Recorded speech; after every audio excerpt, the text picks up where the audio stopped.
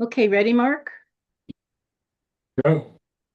Okay, so good evening, everybody, and welcome to the City of Kingston Historic Landmark Preservation Commission meeting. My name is Suzanne Cahill. I'm the Planning Director for the City of Kingston. Today is June 5th, 2025. Just a couple of quick announcements for those that are in the conference room before we begin. I do want to let you know that the meeting is being recorded and live streamed, so please respect that. Also, if you do have a cell phone, we just ask that you would silence it so that you don't interfere with any of the conversations going on. If you do have a conversation that you need to have outside of that with the commission members themselves, we just ask that you take it out of the room. You can use the chambers, which are right outside, or you can use the other conference room on the opposite side of the building through the chambers. Bathrooms are located through the chambers. Men's would be to the left and women's to the right. If there is an emergency, we just ask that you please do not use the elevator, use the stairs, and if you need assistance, just ask for help. And with that, I'm going to turn the meeting over to Chairman Mark Rumblatt as to start the meeting at 6:31 p.m. Evening all. I'm Mark Brendblatt. I chair the Historic Landmark Preservation Commission. I'm going to ask the folks around the table to introduce themselves. Can we start with you, Robert? Sure. Robert Tonic, Commissioner. Kevin McAvoy, Commissioner. I'm Ethan Dickerman. I'm the Historic Preservation Administrator. Andrea Putes, I'm an architect of the commission. Michelle, Commissioner. Right. First order of business is approval of minutes from last month's meeting. Has everybody had a chance to review the minutes? Any changes, additions, deletions, amendments, anything like that? All right, then I'm going to move that we accept the minutes as presented and ask for a second. Second, Robert. Thank you, Robert. Any further discussion? Hearing none, I'll call the roll. Robert? Aye. Kevin? Aye. Andrea? Aye. Eric? Aye. I also vote yes. I'll sign out here. And then Black. That's fine. Oh, okay. Sounds good. All right.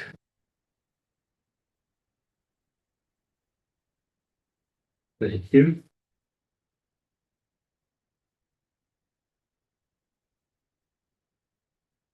Over to you. All right. First order of new business, 110 Fair Street. Is someone here on that? Hi.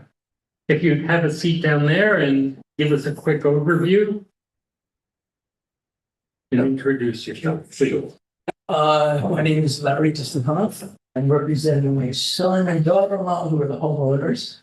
They are living in England over here. And what they've done, my son is a cinematographer. He's freelance. 2 years ago, we spent a year in London. This past year, we spent in Philadelphia. He was back for 4 months, and now he's back in London for a year. He started looking into this, and what we're talking about are the 6 windows on top. He bought the house 5 years ago. I actually wish I had another picture from the side because there's a window on each side that I think we have something that you did. Yeah. And the windows at the side had been replaced by the former owner. We've owned this house for 5 years. That's a good picture. My son started looking into the process of, what do we need to do for permitting and things like that, and life got in the way.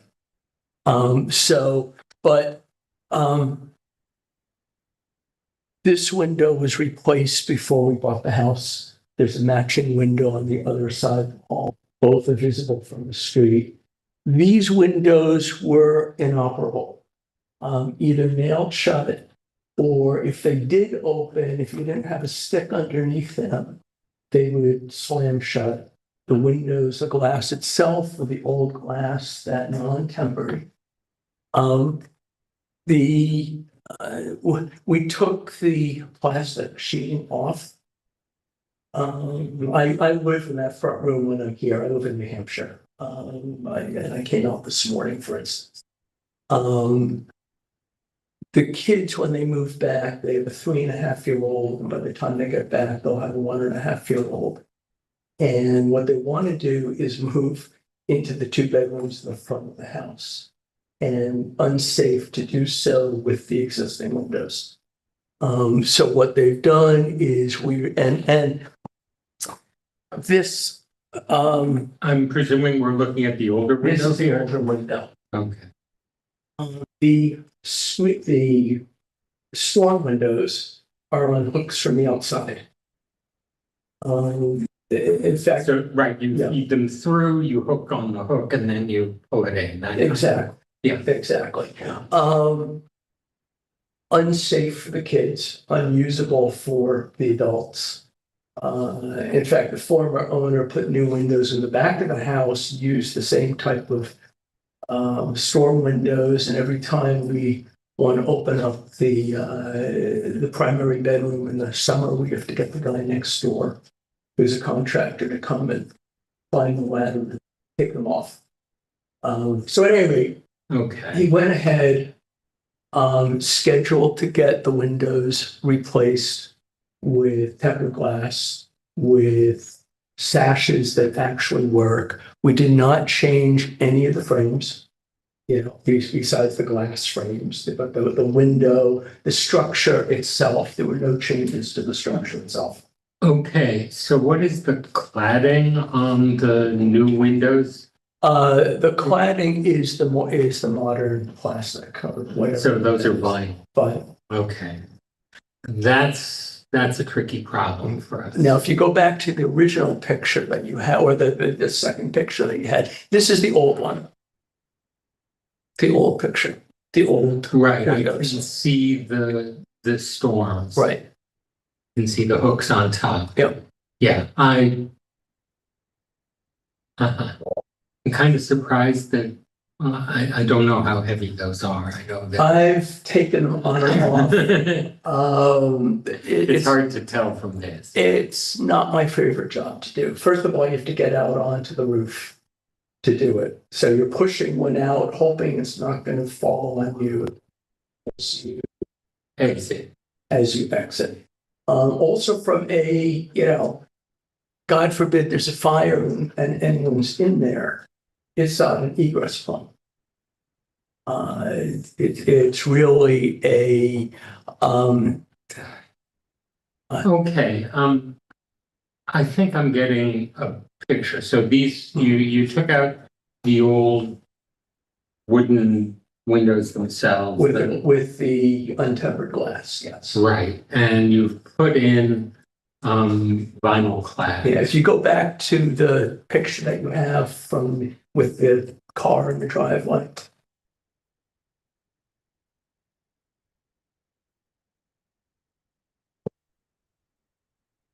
That's the after. And again, it's more matching the windows on the side that will replace the fall above the house, which are also vinyl. Yeah, I'm not sure when that happened. We've had the house for 2019. They bought it in November 2019. Was there any old applications on the side windows in our records? Not that I'm aware of at this point. And you guys inherited all the old records from the building department, if I'm right. Correct. What about from when we were supported by the old engineering department? We do have those records. I'm not aware of an application for that. Okay. Mark, I So, think all of those records, when engineering was doing the administration for the HLPC, went to the building department when they took it over. And then when it moved back to our office, what the building department had came up to us, and we basically blended them into our street files. So Typically what happens when a project comes through is Ethan will pull the street file for this property, and any old applications or records will be in there. Okay, so it's not a requirement that we go hunt through the building department or the engineering department, which I'm the only one around the table who would, besides you, who would remember that, so.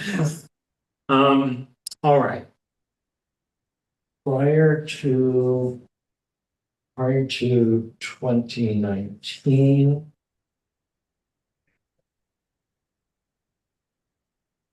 Prior to 2019, the previous review was, before this commission, it was a recommendation for supporting the National Register nomination of the House.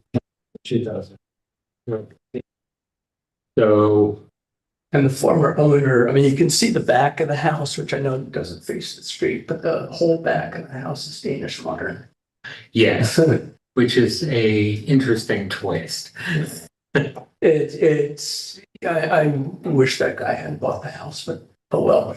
Okay, so I have a feeling that this, and do you know, are the two newer side windows also vinyl clad? Yes, they are. I actually opened up the other one today, this air conditioner in it. Yeah, I noticed that hanging out as Yeah. I came in. All right. Ooh. One of the classics from years and years ago of do it, don't ask permission, ask for forgiveness. It wasn't quite the intent. Right. So, this is one of the more visible examples on the Fair Street Historic District.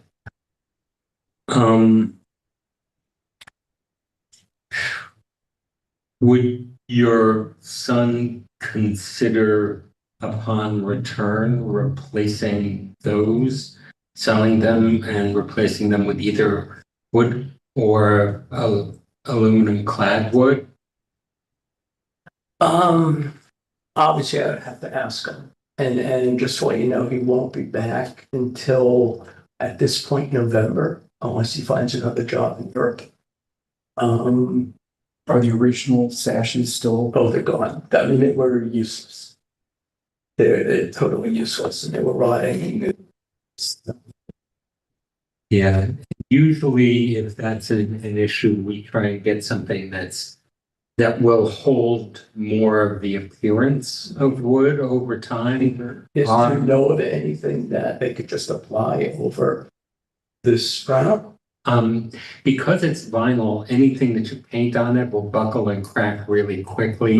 And the vinyl itself, it's good for a while, but it tends to discolor. I don't know, help me out here. Like a 5 to 10 year time frame is what I try kind of estimating. I have a 26-year-old house with vinyl windows, and they look brand new. It likely would vary from quality to a window, different products. And we've seen very different results, I guess, through the years. Are you familiar with any application that can be done? On top of vinyl? Right. Not that I can think of, other than, putting an appropriate storm window in on top of it that would sort of conceal the vinyl's appearance. So kind of going back to having another storm window in on top, but obviously something that would be more friendly to operation. By the way, there are several property owners in the neighborhood who've had new wooden storm windows made with removable bottom panes. You can swap out the screens in the summer. Okay. And also they make storm window adjusters, so you can simply tip these open and put screens in. So they don't have to be removed every year. Well, I could take a look at that. What do folks think? They're not of the finals I have seen, they are not the worst.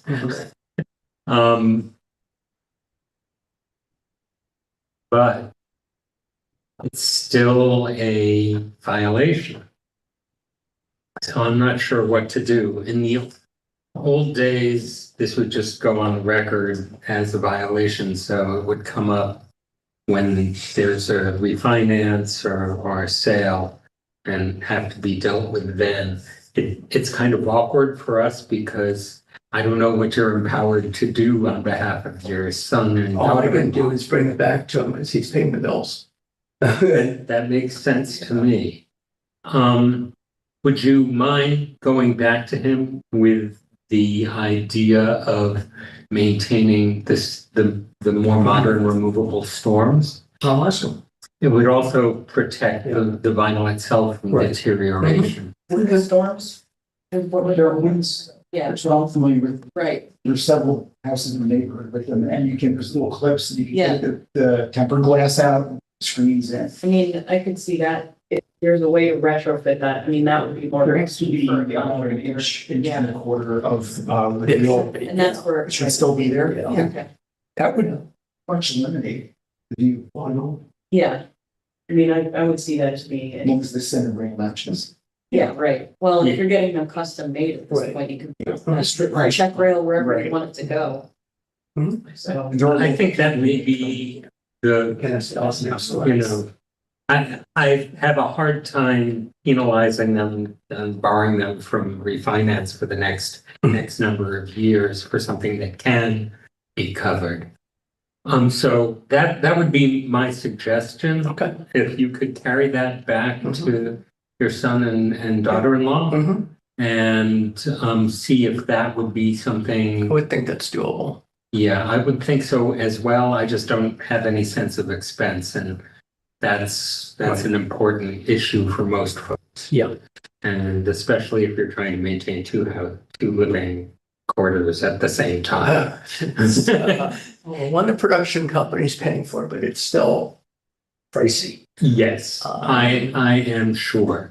And so that, I think, I'd like to roll this over until next month Okay, so for you to get back to Ethan. Ethan, and the issue for me is, I mean, this is a 7-hour round trip for me to come and see you in person. So if there's a way to do this on Zoom and follow on meetings. Well, Sue, you're on it. Is there a way for someone to zoom in? Yeah, I mean, if the commission is agreeable, we can certainly provide a Zoom link to the applicant. We typically try and have people in person at the meetings, so that, there's better discussion, but that there are circumstances, I understand that. Yeah, and I don't know, would your son and daughter-in-law want to try and do this from London? Well, the problem is the timing, it is 1:45. And Oh, 12-hour yeah, years. with little kids, okay, Yeah. then you're the appointed yes. spokesperson, at least you're in our time zone. Exactly. Mark? Yeah, I just have a couple of quick questions. Have all of the windows been replaced that were that were scheduled to be replaced, or are there still some of the older windows that are in the This is it. This is it. Everything else around the side and the back of the house has been replaced. There is one stained glass window on the stairwell, which at some point is going to have to be, but they're going to want to, they have to figure that out. right, Stained glass window. there are folks around who do Right, that, they've talked to folks about that. yeah. Okay, because I know a stop work order was issued on the project, so I didn't know how far the project had progressed, if This was the everything pro- had this already was- been This was the plan. This was it was just these six, the windows in the attic are gonna have to be done at some point. They're if my wife had anything to do with it, they would have been done already. So, My We're grateful suggestion you're there fine. would be that the ones at least that are street facing be looked Yeah. at being restored Right. versus replaced. yep. And can you share a list of contractors? Yes, we can certainly, and I may have actually provided that to Alex back in November, as well as some other funding opportunities as a homeowner. Yep. Of a historic property. Yeah, he got called away like instantly for a couple commercials and he literally was trying to pack for Europe and being on the road at the same time. And just life got in his way. And let's see, to table this, I think we need a motion. I will entertain a motion that we table this until next month and then invite Larry, let me say if I'm saying your name right.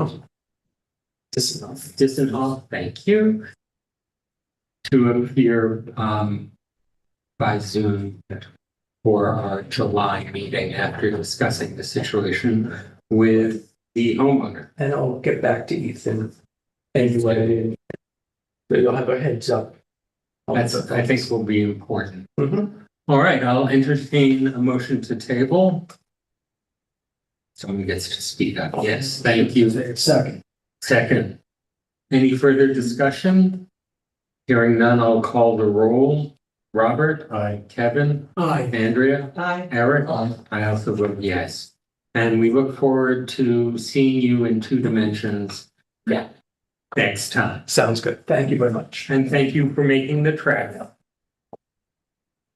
So that'll go away. All right.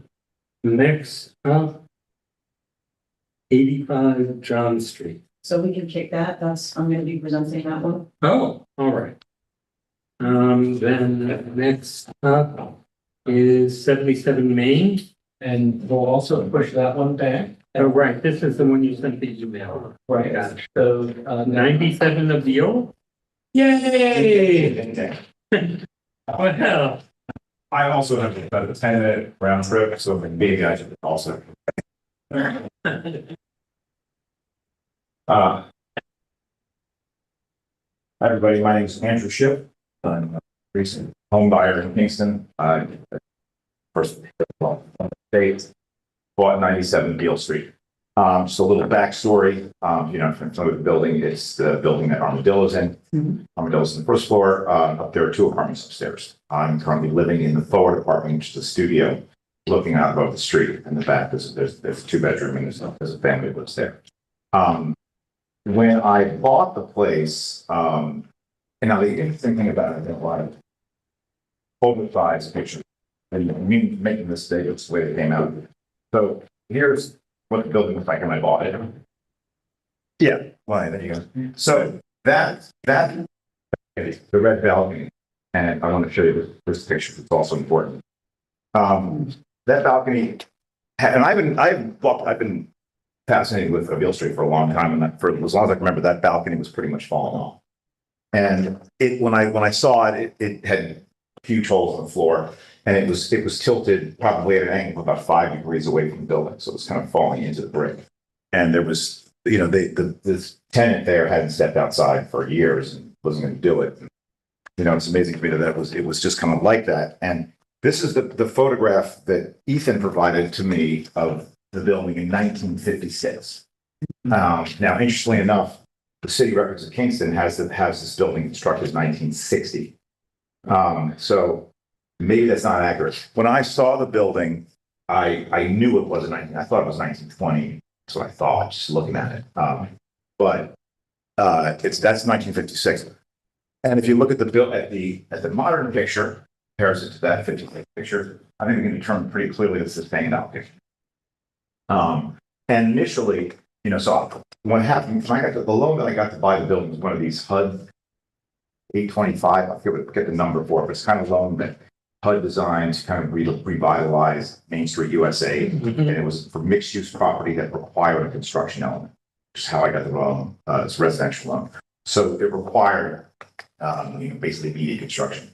So I one of the things that the brick was really bad in the front, so I had that just repointed. And when I knew I was replacing the balcony, so I had the contract. I didn't know I was given bad advice, first time home buyer, first time home buyer in our district, that taking the down the balcony wouldn't require a permit. That was wrong, and it wouldn't have approval. That was wrong. So right now, the balcony is gone. And if you look past it, you'll see that there's wood. It's basically in front of the front door. That's where I live, so you just can't open the door. Now, I was able to find a picture you have on here, and this is a bit of a blow up. So this is nice. This is Beale Street, 1917. And by the way, very interesting, the church is just gone. Yeah, Yeah. Presbyterian Church. I mean, and old churches don't generally disappear. The cornerstone of that church is at the end of West Chestnut Street. Yeah. Turn around. So what series of events, the different discussion, resulted in it being literally gone? That's interesting to me. Anyhow, you can see this is the Beale Street. This is 97 Beale, clearly.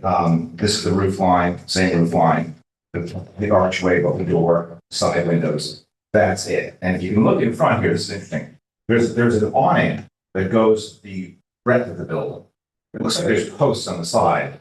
There's a storefront there, so there's an awning coming down, and it certainly appears that there's a balcony above that, and there's a railing that goes coast to coast. The building's about 30 feet wide. And it's hard from that picture to tell, for other pictures I couldn't find, to tell what kind of balcony that was. But if the building was there in 1917, which it clearly was, then it's most likely that it would have been a balcony that's common throughout the neighborhood. Beale Street, across the street, and Beale Street, obviously Strand Street. This is actually on Broadway, that's on Strand. So those wrought iron Victorian building balconies were, the most common. It's my belief that the balcony that we see in the 1956 picture, and the one that I took down, which was wood, that was the outlier. That was not the original balcony. That was put in sometime after 1917 and before 1956. We don't know, but the balcony that I'd like to put in would be the balcony to be very same style as you can find throughout the Beale Street. I mean the Rondout Historic Neighborhood, which is precisely a Victorian balcony with those type of posts, which are the kind of posts that are the most common. This is right now. There's raw. I can paint someone paint them black. So anyhow, that's what I want to do. Put in a balcony. It's going to be larger than the one that was taken down. The one that was taken down is about 24 inches deep, and I can't imagine why anyone would ever want to put a 24-inch balcony. It doesn't really do anybody any good. So this one's going to be 40, so 36, 4, just enough for an extra couple of chairs, maybe bistro table. So I hired an architect, Ciro Iturrante, and a structural engineer. The one that's left in front of me, but I'll remember it. So they looked at it, and this is their design. It's a little bit. They kind of cart and horse it a little bit. Also, the fabricators, a guy named Sal Puma, or Catskill Ironwork, who's built a bunch of balconies like this throughout, particularly one in Catskill and the Main Street of Catskill, just like this one. Anyway, so there's two iterations of this, and I'm agnostic on it, and it kind of depends on, and I defer again. They think this might be a little bit of a belt suspenders kind of situation. One of these drawings has the brackets underneath it, and one doesn't. And in the version that doesn't, what they envision, and this drawing does not show the actual detail, which is, this is the Victorian detail. So there's the balcony. Now, the way it's supported here is kind of like a suspension support, almost like a movie marquee. So they're in this version, what they're doing is they're taking, and the balcony is going to be 14 feet by 40 inches.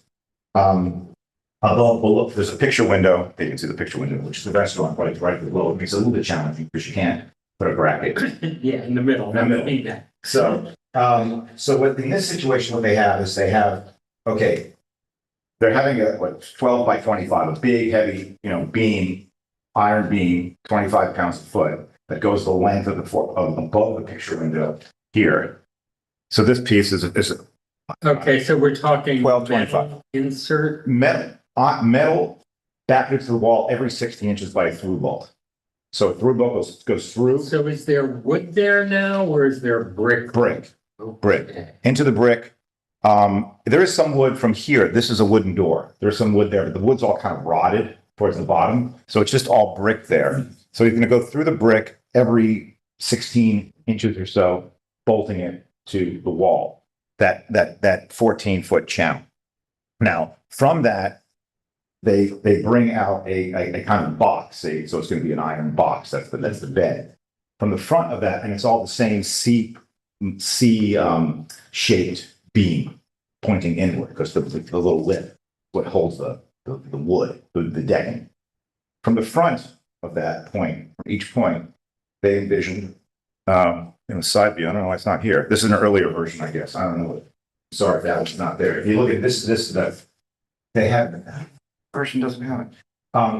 This bracket right here, which is basically the movie marquee element. So that comes from the front, angles to the back, and then gets bolted to the wall above. So when what they're envisioning there, it's not in this plan, but because they don't see the interior. If you imagine the interior of the house looking out towards the balcony, above the ceiling is a 4-inch by 14-foot plate that's also bolted to the wall from the inside. And then, So that's inside what's now the restaurant. no, it's inside my apartment. Okay. Okay, inside my top floor. So then, and the reason why they're doing it this way, and then this element here comes from the front of the balcony, angles in towards the wall, and is bolted towards the wall on that same type of C beam that you see down there. And the point of that is, from what they told me, is they wanted to make it really secure. So you can imagine that this is the side view. This beam goes across the on the interior of the wall here. This is bolted to that. So as a result, if that balcony is going to come down, it's got to bring the whole wall down, because there's a continuous iron channel up there that's bolted to the wall.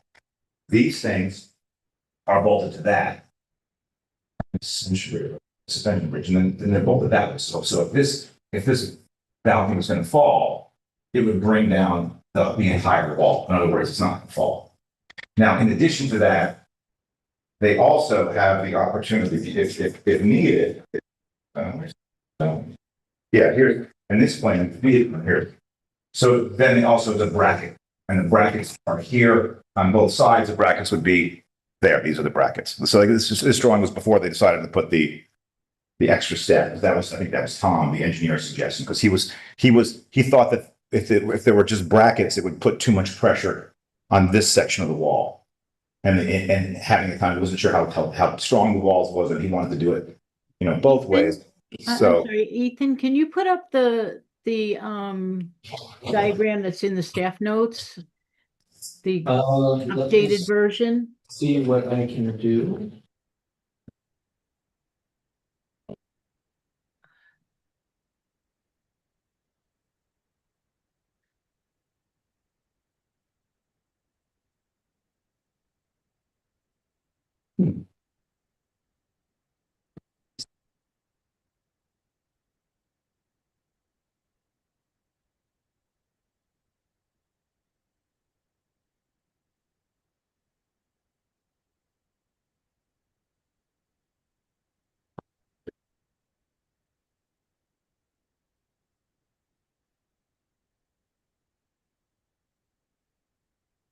Thank you.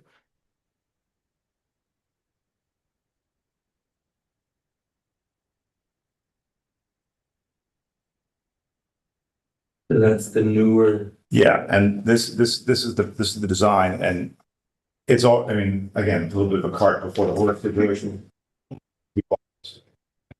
So they're that. Hopefully, those are acceptable, because I don't own them. Of course, they could probably resell them, but I own them. I was just taking a look at this picture again. I just noticed this. I think this is important. This really shows this picture that there's a coast to coast. So there's clearly an angle there from a deck. I don't know if it's a balcony, but certainly a deck that goes coast to coast from the building. So I think what I'm doing with this balcony, which looks just like the other one that I showed you, is right across the street, would be very much more in character with the original character of this. But I think the mid-century balcony that we see in the 50th picture was probably the aberrations. You can't really find another one like that anywhere in the neighborhood. Is there any evidence of anchors from the previous balcony? I don't know, not that there's no evidence in the 56 picture. I mean, in the building. Oh, well, in the original version? No, in the building as it is now, the evidence of anchors from the previous. No, no, it's certainly whatever, I mean, the old balcony was falling off, so there weren't any anchored. I think this one here, I think is clearly a post. So that's going down to the sidewalk. So obviously that was probably solved there. Those posts probably solved their engineering problems. Which, you know, I'm not trying to replicate here, but I'm trying to figure out how to hang a balcony of, you know, more weight than the old one, but also more. So other than the condition of the former wooden balcony, which you've demonstrated at least was present in 1956, potentially as early as 1917, depending upon how closely we can, read what's present in that photograph, is the proposed alteration, which adds a lot of different, elements to this balcony. Is this primarily an aesthetic, goal, or is it? I have two goals: aesthetics. I'm always in that one. I think it'll look a lot better with that type of balcony. So I think it'll look more like, make the street look like mid 1917 or maybe 1910. I think it's a great look. And then B, I want to use it. I mean, I want to be on that balcony. I want to sit on the balcony and I want to have my coffee. And I always love those balconies. Love New Orleans. They had those balconies. The ones across the street look great. So I want to use it. And had you explored the possibility of ever just reconstructing the wood balcony that was there?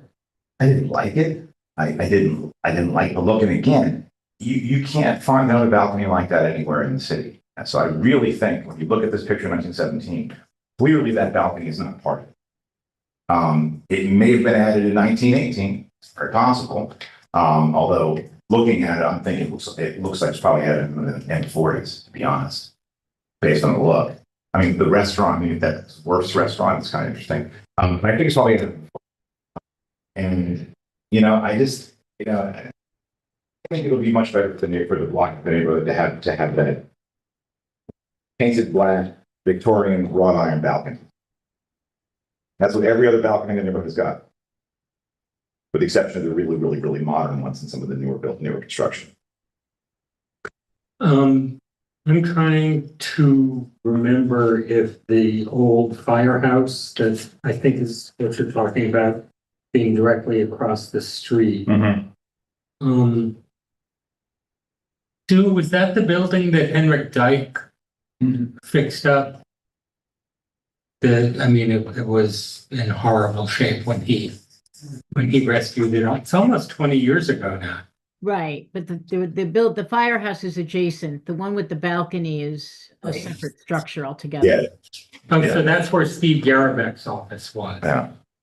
Okay. That's directly across the street from. Right, and so the one to the right of that is the one I was thinking of. My bedroom's actually, my balcony's actually right there. Okay. Kind of it straddles these two buildings. All right. And there's also another, I don't have a picture of it, there's another building on, it's the first street over, is the bridge, and then the next street over, closer to down the hill, that parallels the bridge street I'm sorry, I'm getting the names wrong, but there's another building at the top of that hill that's got a balcony very much like that one, not this one. It's got a big wrought iron balcony and a brownstone in a row house type building in the midst of a bunch of wooden residential buildings. And it's got a 4-foot Victorian balcony with a timber decking. Okay. So they're all over the neighborhood. And again, I don't think it matters. I'm just going to put, the same timber decking on the bed. And that's it. I mean, I don't know. I mean, if you think it's necessary to do the brackets and the suspension, we can do that. Although I think if the suspension is sufficient for the structural engine problems, I'd like to forego the brackets because, why at the expense? But if you think it's necessary, we can do all of it. Maybe you think it's look at that opening look too busy. I don't know. It's an aesthetic and engineering choice. Yeah, the engineering is what's most concerning to me. You're absolutely right. The brackets on the bottom, if you're coming from pretty far out, that really puts pressure in on the masonry, which is not, Which is why we have the things why going you've up. gone through the, and sort of hanging it from the top. I'm not engineer enough to know which is safer for masonry. I'm guessing from the top is probably. When they presented me with this plan, I was like, don't you think that's overkill? He goes, well, I said, well, you can put, what happens if you get 10 people on that balcony? I'm like, I'm not gonna put 10 people on that balcony. He goes, Well, you won't. might not. You might not. Next owner. That's exactly what he said. You mentioned a number of bolts that would need to be installed in order to affix the balcony. Is there any masonry material that will need to be removed and or conversely filled? Not that the way they told me, they have these through belts, these long through bolts that you put some kind of epoxy on it. And you go through the brick and you let the epoxy dry. Again, not an engineer. I know that these particular points here up on top. So those are 4 bolts.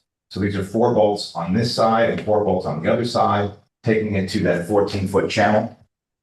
So they're secured to this thing, and that means if it comes down, it's got to take the entire 14-foot wall down with it. And there are 4 bolts, and they're going, that's just metal to metal.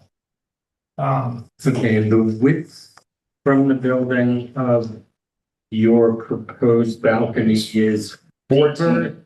Is it deeper than what's there now, or is it narrower? The width of the building. Yes, how far out it's sticking? Oh, the building is 32. The building's 32. You're talking about the depth of the building. I'm talking about, okay, I'm using a Oh, the confusing depth. term. She's got. The depth. She's. It's 40. So that's 36. It's about this. It's about this long. Maybe not quite this long. Up there. Your drawing says 3'4", so. 3 foot 40. 40 inches out from. Yeah. The old one was 26 or something like that. All right, so this is, yeah. It's bigger. Significantly bigger, so that's why you really need to be dealing with the structural engineer. Correct. That's why I am. I mean, and whatever, obviously it's heavier than the last one. The last one clearly didn't have anything in the way of real support. It had fallen off years ago. It came, from what I know, it came off real easy. That's what they told me. Yeah, What, can I ask a question? So if you don't do the bottom braces here, could Yeah. this be moved over so it's not blocking the? Well, can see what- what we probably need to do is we could, if we, these obviously can't be bent. So we would make, if we made the balcony a couple inches shorter, that certainly would happen. It's not a problem making it shorter. And then, so then they could take these and, move them in 2 or 3 inches. So it's more centered that way. yeah, that would, Yeah. aesthetically, that would be preferable. Yeah. All right. That's easy enough. Question before Andrew, I'm not an expert, but would this be some anachronistic for a 20th century building? It is a little odd. I don't know that the style necessarily blends to what's present here. I get that the rest of the neighborhood has it, but I think that's a good question for the rest of. We don't know it's a 20th century building. I mean, the city of Kingston thought it was 1960. Clearly it's not. But here's a picture of 1917 and it's there. So maybe it was built between 1900 and 1917. I think stylistically you could put, pre-First World War in with the 19th century much more than you would put it in the 20th century when styles changed. So we know it's there. So if I had that, I'd say it's before 1900. So in addition to the aesthetic component, the commission also will follow Secretary of Interior standards. And there's 3 that may apply here. And they may be numbers 2, 3, and 4. And so the commission should debate the applicability of those in this case. I'll read them out for you. And that is, and then again, this is the Secretary of Interior standards for the rehabilitation of historic properties. Number 2 is that the historic character of a property will be retained and preserved. The removal of distinctive materials or alteration of features, spaces, and spatial relationships that characterize the property will be avoided. Number 3 is that each property will be recognized as a fixed physical record of its time, place, and use. Changes that create a false sense of historical development, such as adding conjectural features or elements from other historic properties, will not be undertaken. And number 4 is that changes to a property that have acquired historic significance in their own right will be retained and preserved. Has the commission evaluated the proposed balcony under those criteria? One more thing regarding that, I think I'm just looking at, you can clearly see this in 1917. And again, I wish we had more. This is all I got. Yeah, if you had anything else, we could talk about that. But here, you can clearly see right there. So that is, Here, let me. That is the show top. you. that is the top of a railing that's going on that balcony. So here you see, this is the side of the balcony, here's the post coming down to the floor. It's hard to see what the railing is, but clearly this right here is the top part of, and here's the bottom part. So that's making a parallelogram. That's the front side of that railing for that balcony. Now the question, And then what do you think that was the post coming down to the street. That's an awning there to whatever distance was there, that big awning, like creating a lot of shade. That, I think, is a post coming into the sidewalk, holding up the entire structure. That's what I think that is. Now, I'm not supposed to do that. but figure out what is what in this picture? So here, this is clearly the awning. This is my building. This is the building. That's what it's, and this clearly, this is the awning in front of that building, this balcony, and that balcony top, and this is the base, parallel, that's the front of this balcony. I don't know what the railings look like. I tell that. Can we see what's going on down here? This appears to also be part of the building? Yeah, I think it's goes coast to coast. So this, whatever this deck is, going 32 feet across. So Andrew, I have pulled up on the screen the full size. Okay, yeah, version of- right. So this is the bigger picture. So you can see that's the post that's holding up the deck. I would conversely ask if you have considered that this line here that I'm pointing at Yeah. right here align with the wood porch that, or balcony that was previously there. I think it's deeper. And that this as well would represent the top of the railing, and that this angle, which corresponds to the angle of these lintels, Yeah, would match the front of the balcony. yeah. This is the front railing this is the top railing of the front of the balcony. I think the question is how long is this is the side of the balcony. I think that's clearly more than 24 inches. That's clearly closer to the 40 that I mean, that's you could put a chair there pretty easily. You can't do that with a 24-inch balcony. So I think this is clearly and a larger deck, and I think it's a much more expansive, which is why it's being supported by a post. And then whatever this is, there's another post over here. So they've got a whole railing coming down here. They got this post over here. Is that a post or a trellis? I can't. Well, this is an awning, and this is another post over here. There's one over there, and one over there, and there's one back here. Okay, so. Holding up this, and there's a major deck up here. So, I mean, Okay, and this is 1917. That awning almost looks like it's beyond this building. It does. Looks like, That's what I Not was part of this also- building, but well, yeah. no, the awning's coming off of 97. That's clear. This awning is coming. There's no other building this could be coming off of. That's not. It comes right from there, and you can see it lead right into that little post, and it comes out, and there's an awning another post that's holding it up on the end of the sidewalk. And I don't know what this is before the restaurant. We know it's a restaurant, 1956. I don't know maybe it's a dry goods store. Who knows? But that's what that is. This awning comes from this building. So this building's got its own awning, and that's the one to the next to me. So this awning right next door belongs to 97. right, at a very different angle and extending further. And having a post all the way on the other side of the sidewalk. So this is a photo from 56 from the Right. opposite angle. It would almost suggest that there was an adjacent structure that was removed. Here, Right. there may have been. There may have been. But the existence of the windows Which window? that are facing, On the sides, it just maybe there wasn't, but maybe it was 3 feet, it could have been 3 feet away, 4 feet away, Yeah. they still would have had windows. The other side of there's, the other side of the building is flush against the other building, there's no windows on that side of the building. right. So it could have been, and maybe they tore that down and added windows later. Yeah, hard to know. Yeah, these three buildings are flush.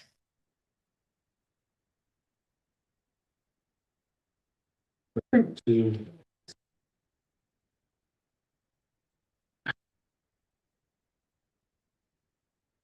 you think? Just wanted to see. And when to All right, so we're trying to figure out what this will look like with the proposed steel. It's an all steel balcony that's it's more closely related, I think, to that in terms of its depth. I do agree with that. But it's a steel balcony and not a wooden one. Including to me, I would say that the railing itself is likely wood. You can see that the vertical posts above the balcony are likely wood. Nothing, this is indicating to me that it's. But that's just conjecture. You can't, obviously, I can't tell what it is. I can't tell what the balcony railing is made of in this picture. It's not clear. But if you go to the railings of that era, they're all like this. Right, but we're looking at this building in particular, not to buildings of that era. Right, but we know that this balcony is not there. We know that. So obviously there was no commission in 1940 whenever they put that balcony up. They just did. So I think. Right, and there was no building department. No building, so clearly. Code that we would have a good record of. So clearly, I'm trying to go back to what was probably much closer to the original look. Again, we cannot speculate, know exactly what that railing looked like. But if you can show me a railing from 1917. Can you bring that 1917?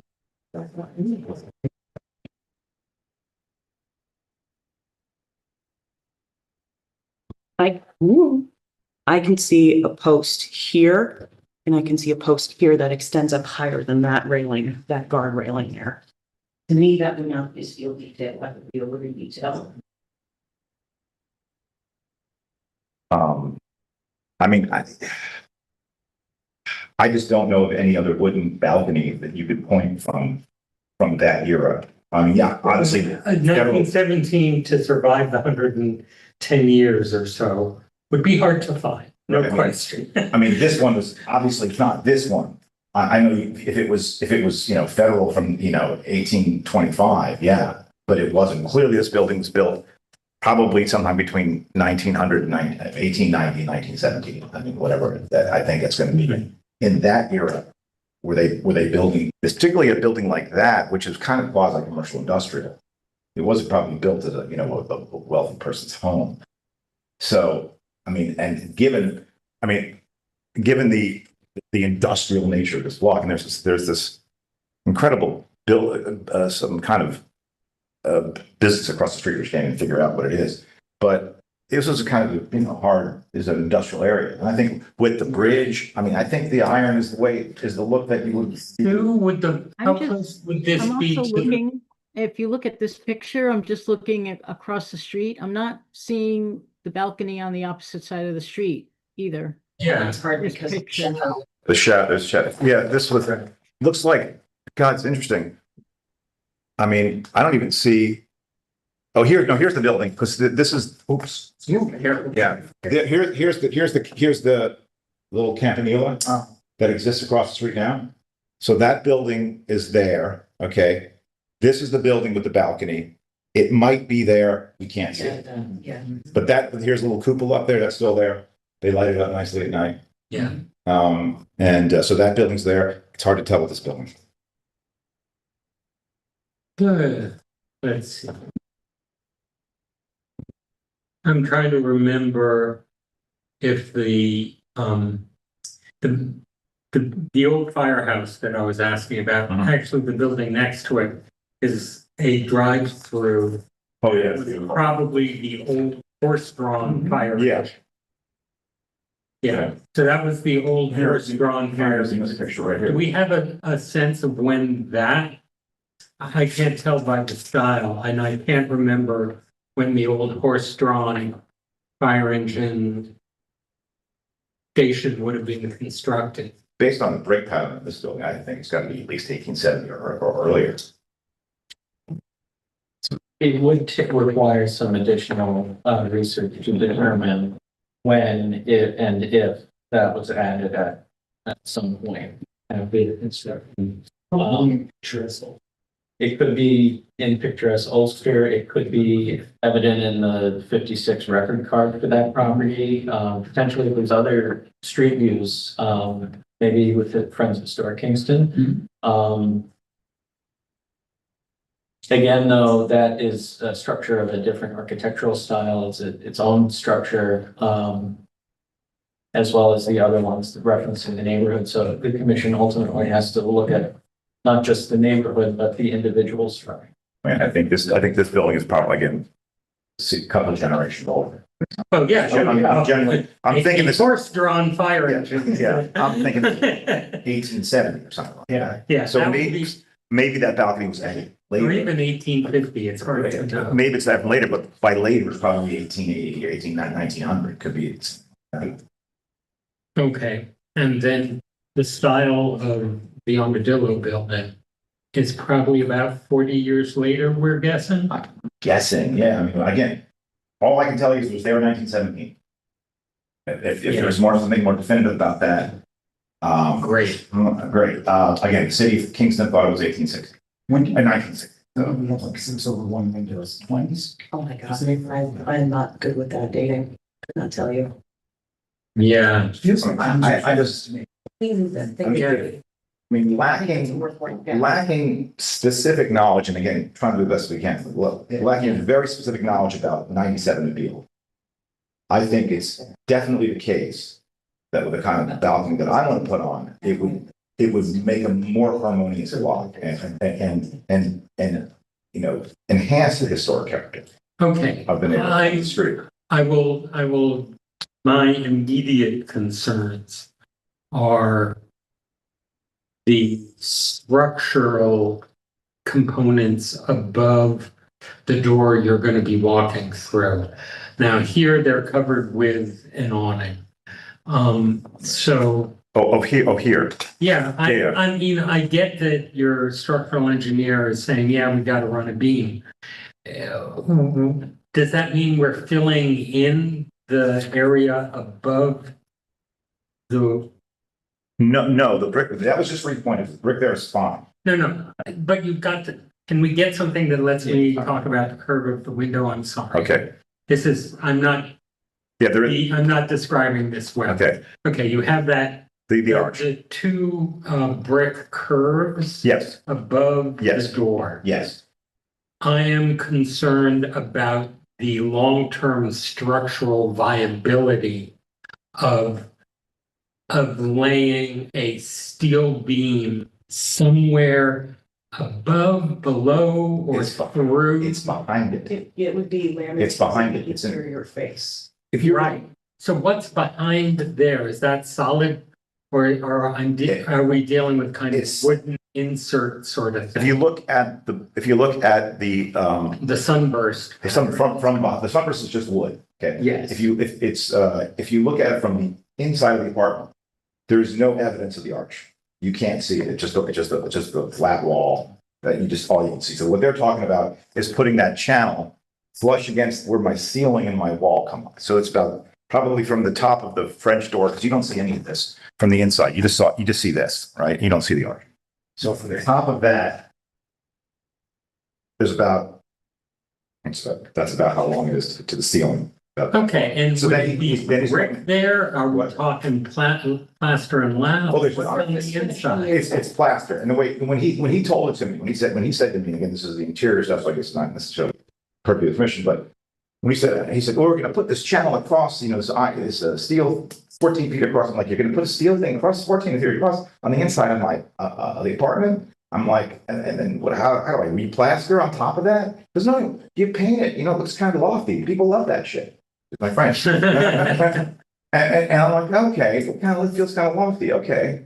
All right. So yeah, it's going to be a black or whatever color I want to paint it, but a piece of metal that's 4 inches long, deep, and 14 feet across that's going to go flush up against the ceiling and the wall and come down. And these things are, and again, you can move them in a little bit, are going to get bracketed to that. So it doesn't, and it doesn't mess with the arch at all, because the points on contact are on the outside of the arch.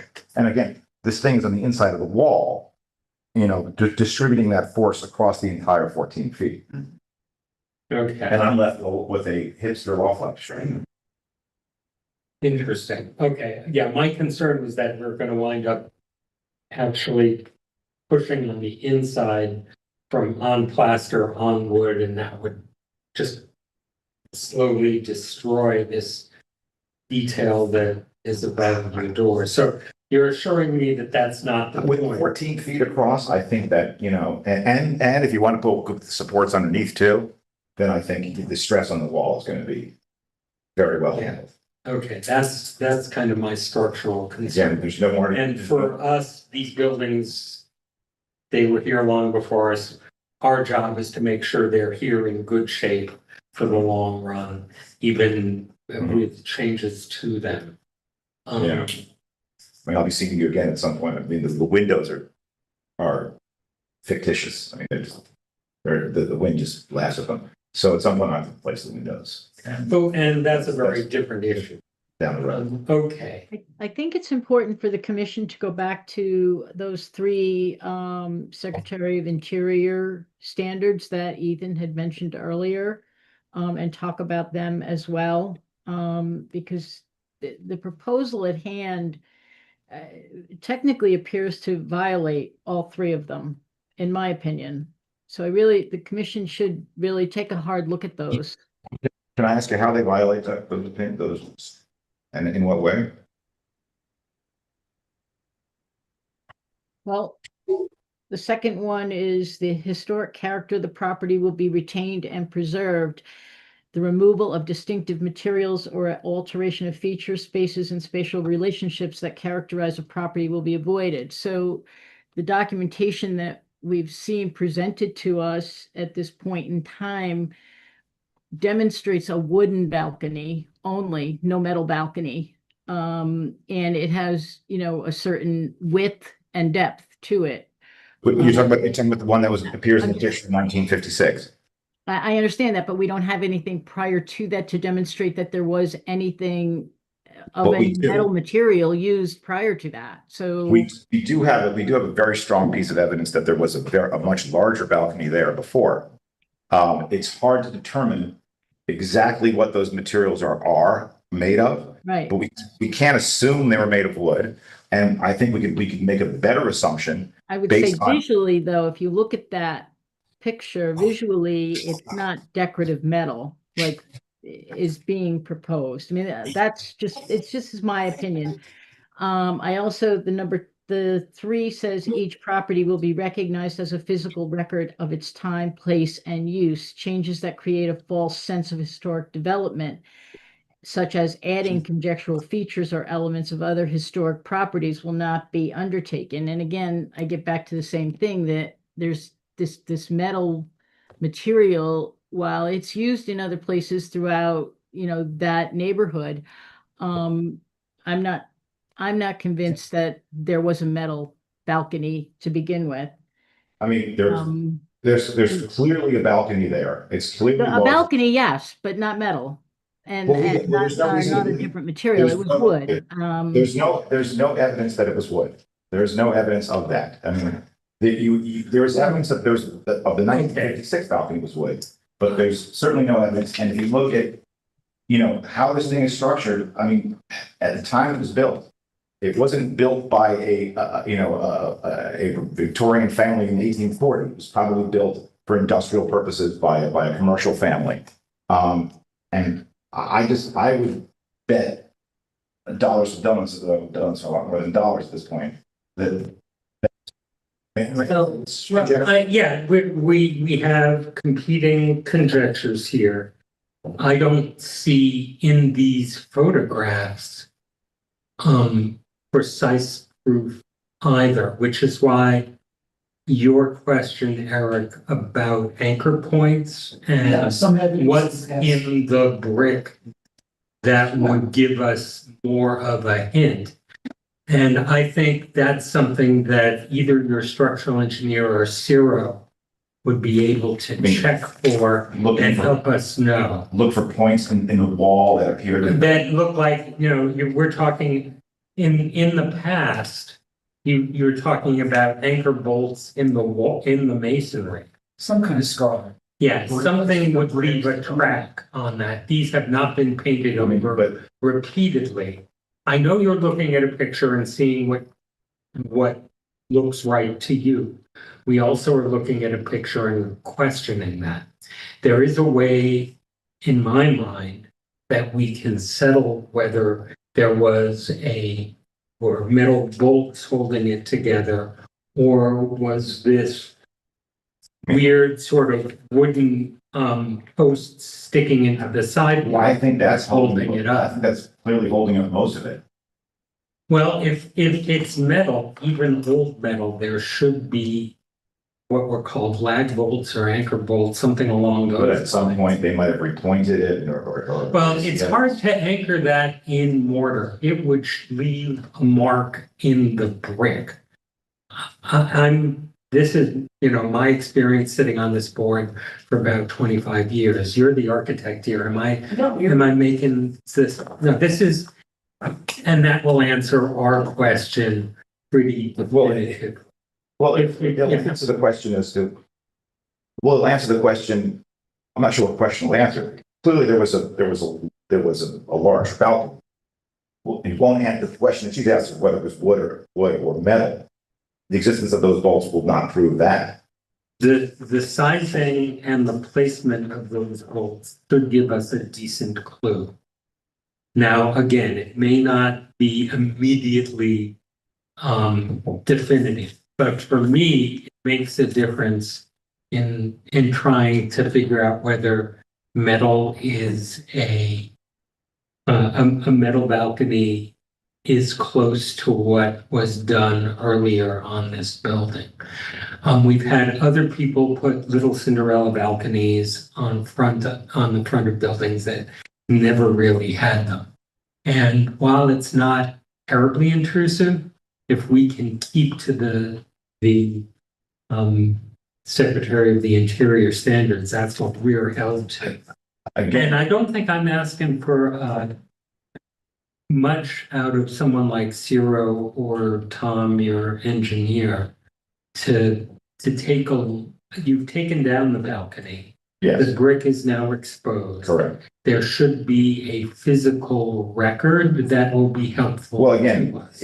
if we're looking at the 1917 balcony had a much larger footprint than we'll call it 1940 balcony, for lack of a better word. Mhm. So that was small. So whatever scarring on the wall, of which there was plenty from the 1940 balcony,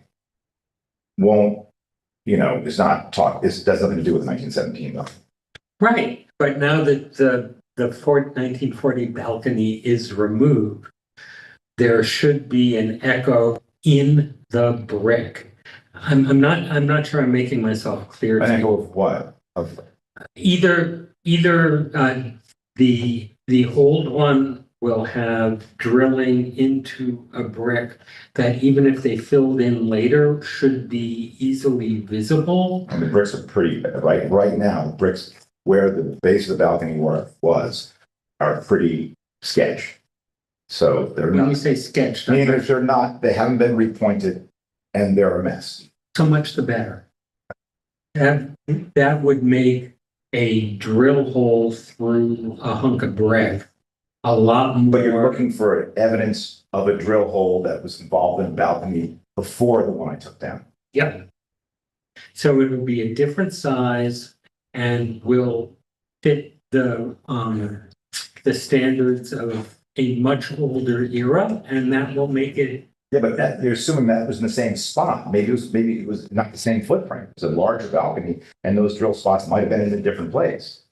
Yeah, and if you find three of them across the entire face, you've told a good story of the architecture there. The part of the glory of an older building is it tells its own story. Now, part of that story was covered over, and from the looks of it, I wouldn't be looking for you to replace what I'm seeing there. I'm looking a little further out where we think the supports were for the older. You're talking about here, Yeah, possibly. I And there may also be. mean, maybe there's something, maybe there's not. Right.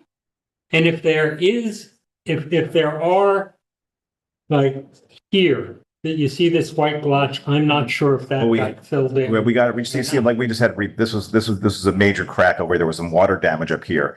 So So I'm just giving you a for instance.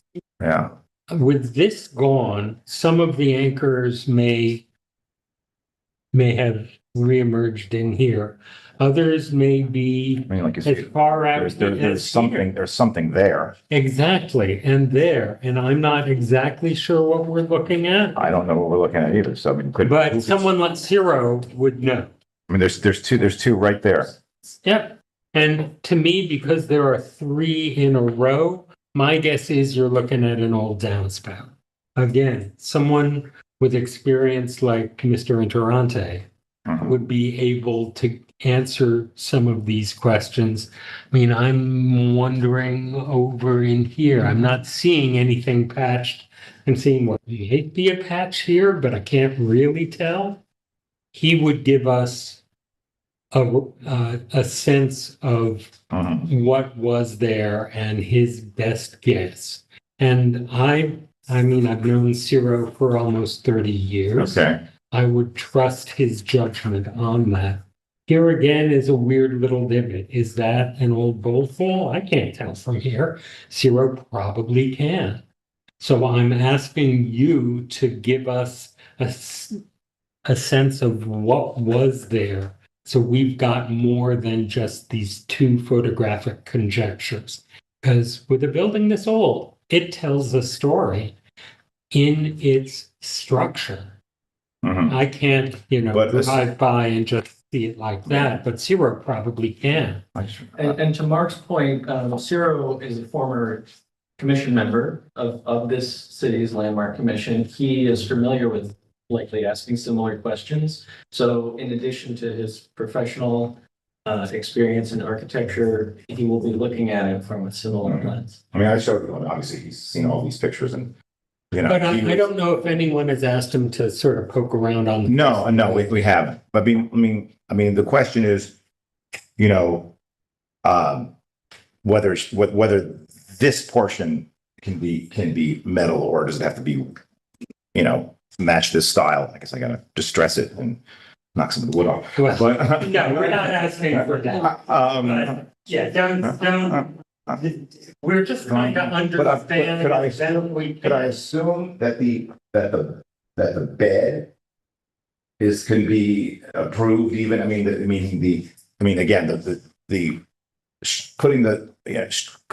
Because this superstructure is, I guess it could be wood, or it could be metal. That's it could be whatever you build on top of it, but it's all sitting on the same, where this is clearly a wood platform. Does the platform have to be wood as well? That's what we're trying to find out. Or can I have a wood? We're requesting Ciro to take a look at the facade, give us the best guess as to whether it was formerly steel or not, so we can then say, yes, we should replicate this in steel. Or if it's still unclear, then we as the commission need to make a determination whether it's As appropriate to best we do wood. can. I know you're seeing something that you feel is definitive. I mean, I would love to find a wooden balcony from, obviously this building was not here in 1870 or 1880. It's newer than that, Yeah, So- this kind of detail, I think, is Yeah. a little later. So if there's a building like that in Kingston from 1890, 1900 that has a wooden balcony, I'd like to see it. Again, so I don't know, even if he can find points, asking him to know whether this structure, whether that structure is wood or metal, based on attachment points he finds there, I don't think he'll be able to determine that. He'll say, I don't, maybe it was a larger balcony, but what the materials were, That's, forensics, I don't know. well, that may be with the size of the hole in the brick is something he can eyeball. Well- I can't, you I can't. mean, the whole, obviously, the whatever the structural element holding it up, that would have been metal, whether, versus screws are using the 18, that's not gonna be wood. But, the attachment points would be metal, whether the base and the superstructure were wood. We might be wrong there. The whole thing might be held up by wooden posts running down to the sidewalk. You pointed that out to me, and that pushes me toward wood, but I can't be positive from what I'm looking at. There is Most of these balconies are a combination of wood and metal. Here's, this one's got what appears to be a wood base and metal brackets and a metal railing. Same thing with this one. There's wood, there's metal supports, wood decking. Yeah, and that is a lot.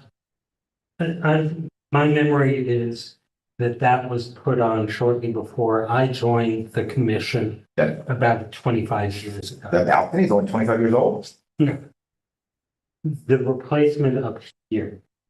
I think he also had to replace these.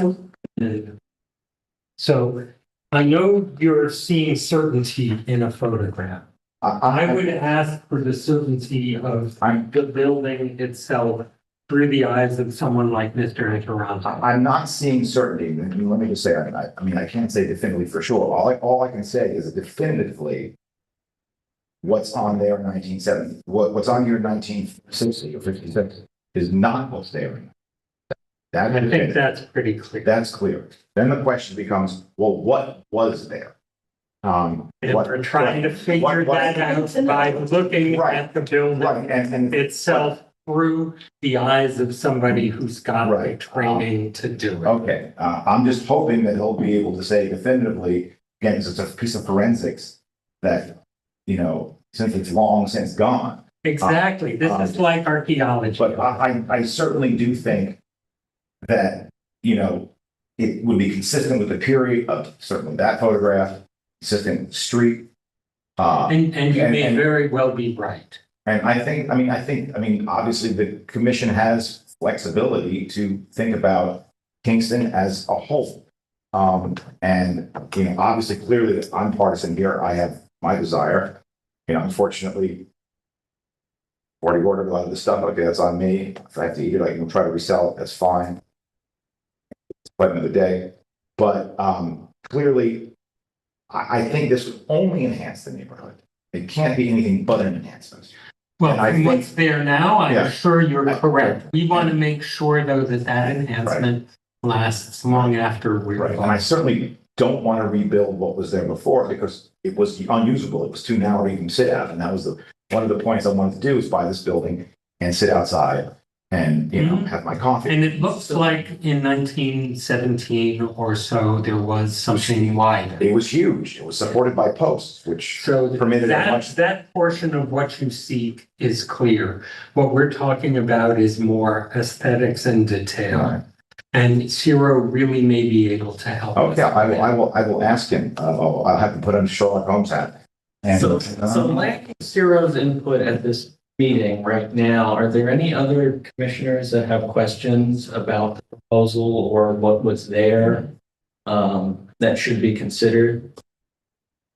Well, no, if we can't determine it was wood, right? If we can't determine sure it was wood, then is it just I think we table it. forever? No, not forever. If If doesn't have anything Right. definitive, of course, then that's up to us to make a determination Right. as to whether As best is it we appropriate. can. What is this? Is it appropriate? And we'll spend some time figuring out, you know, how exactly. I know that, I know that. It doesn't have the old rundown ironworks kind of stuff we're I used to would- seeing. I would challenge anybody to find a building from from say 1900s, 1970, 1895, 1870. Any building or just in the city of The Kingston? city of Kingston, okay. Thanks. Darn. That, you know, that would have, I mean, if you look at the 1956, I think it actually makes sense with this lovely neon sign. It was for Worf's Restaurant. So I think when you look at it with that sign, which is clearly the 1930s or 40s, you know, in terms of the lettering and like that, I think these go as a piece to a certain extent. Maybe the person who built that sign, you know, kind of did it along with that balcony. But that sign clearly isn't original. That was in there in 1917. Sure. Yeah, that's what. And they could put the sign in, to even get that sign, you had to take out the old balcony, it's taking up too much room. Yeah, so we don't know when the 1917 balcony came down. But we're trying to Yeah. figure out how Yeah. to fit what you're looking for on I'd the. also make a suggestion that, you know, if commission members between now, because I think this is going to be tabled, sounds like that, obviously, but I'd make the suggestion that commission members maybe go down and take a look at the site firsthand before the next meeting. Yeah, before we just to realize this, because clearly, in order for to put this sign in, they had to take that balcony down. The old balcony had to go to get that sign in. And if you look at that sign, the way it's rounded and the types of lettering, that's very much a Art Deco 1930s, 1940s type. Right, and I It was think probably the neat. holes I was pointing to are right there.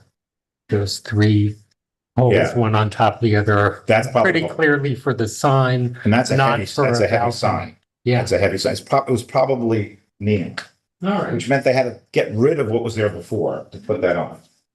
All right, so sometime we're guessing between 1917 and 1930. That went on, that Yeah. sign of the balcony went up, yes. So that Sarah will be able to give us some sense of what might have gone into the actual physical face of the building. That will give us some clues. Okay, So would you mind having Ciro do that for I- our next meeting? I will certainly ask him.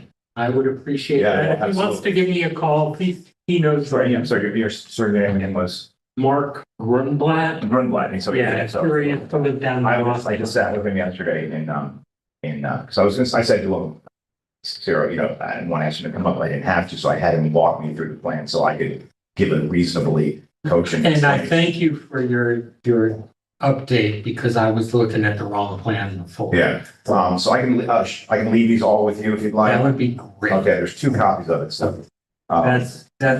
That would be wonderful. I will entertain a motion to table. Okay, so I will talk to Ciro and then come out. I have a motion to table. Do I have a second? I think Robert wins the second. Any further discussion? Hearing none, I'll call the roll. Robert? Aye.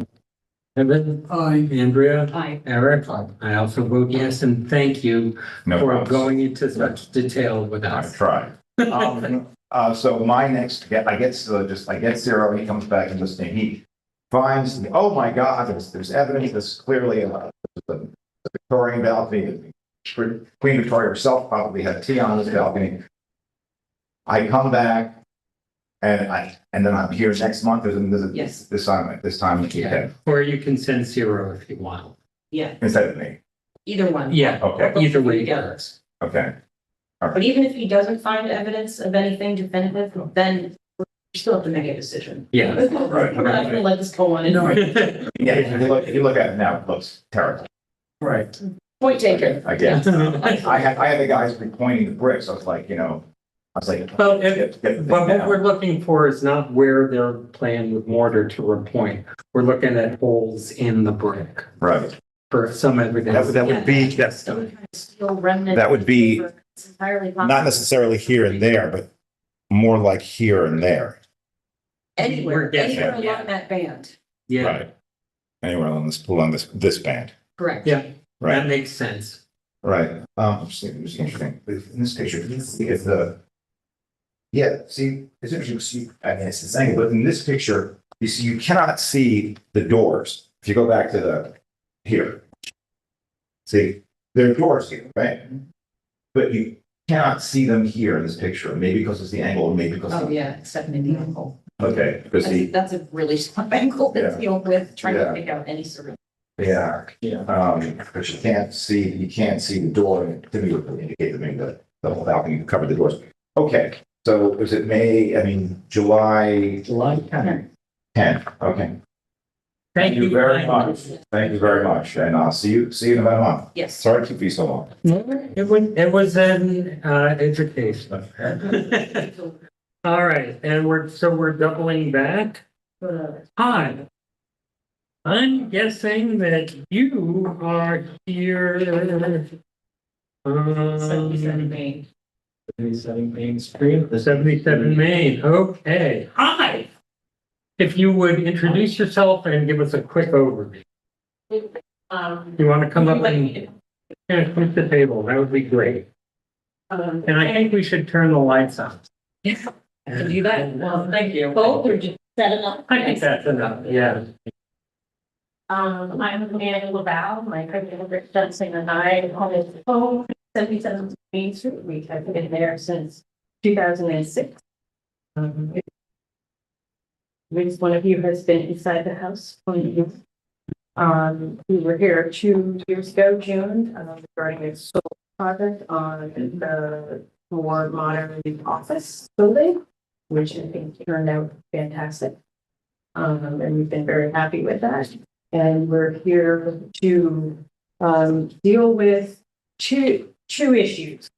One is that we have some settling in the north wood structure of the house. It's evident from inside the building. And we consulted with Derek McNabb and had him come and, go through the basement with us. And we need to investigate further the foundation, which would involve, digging out from the outside around the foundation to see if there's been some type of, prolonged water kind of translocation of some of the foundation materials, which needs to be addressed. So we're interested, we need to do that investigation. Compounding that and in the way of that investigation is a model. Is a very interesting structure. So it was probably original to the wood frame addition, which I've always thought is 1870s, 1880s. Front portion of the building is stone, supposedly 1728. It had the Gothic revival remodeling, probably in the 1860s, which gives it the kind of look from the street that is, if you're familiar with that house. And then there's this back kind of Italianate structure.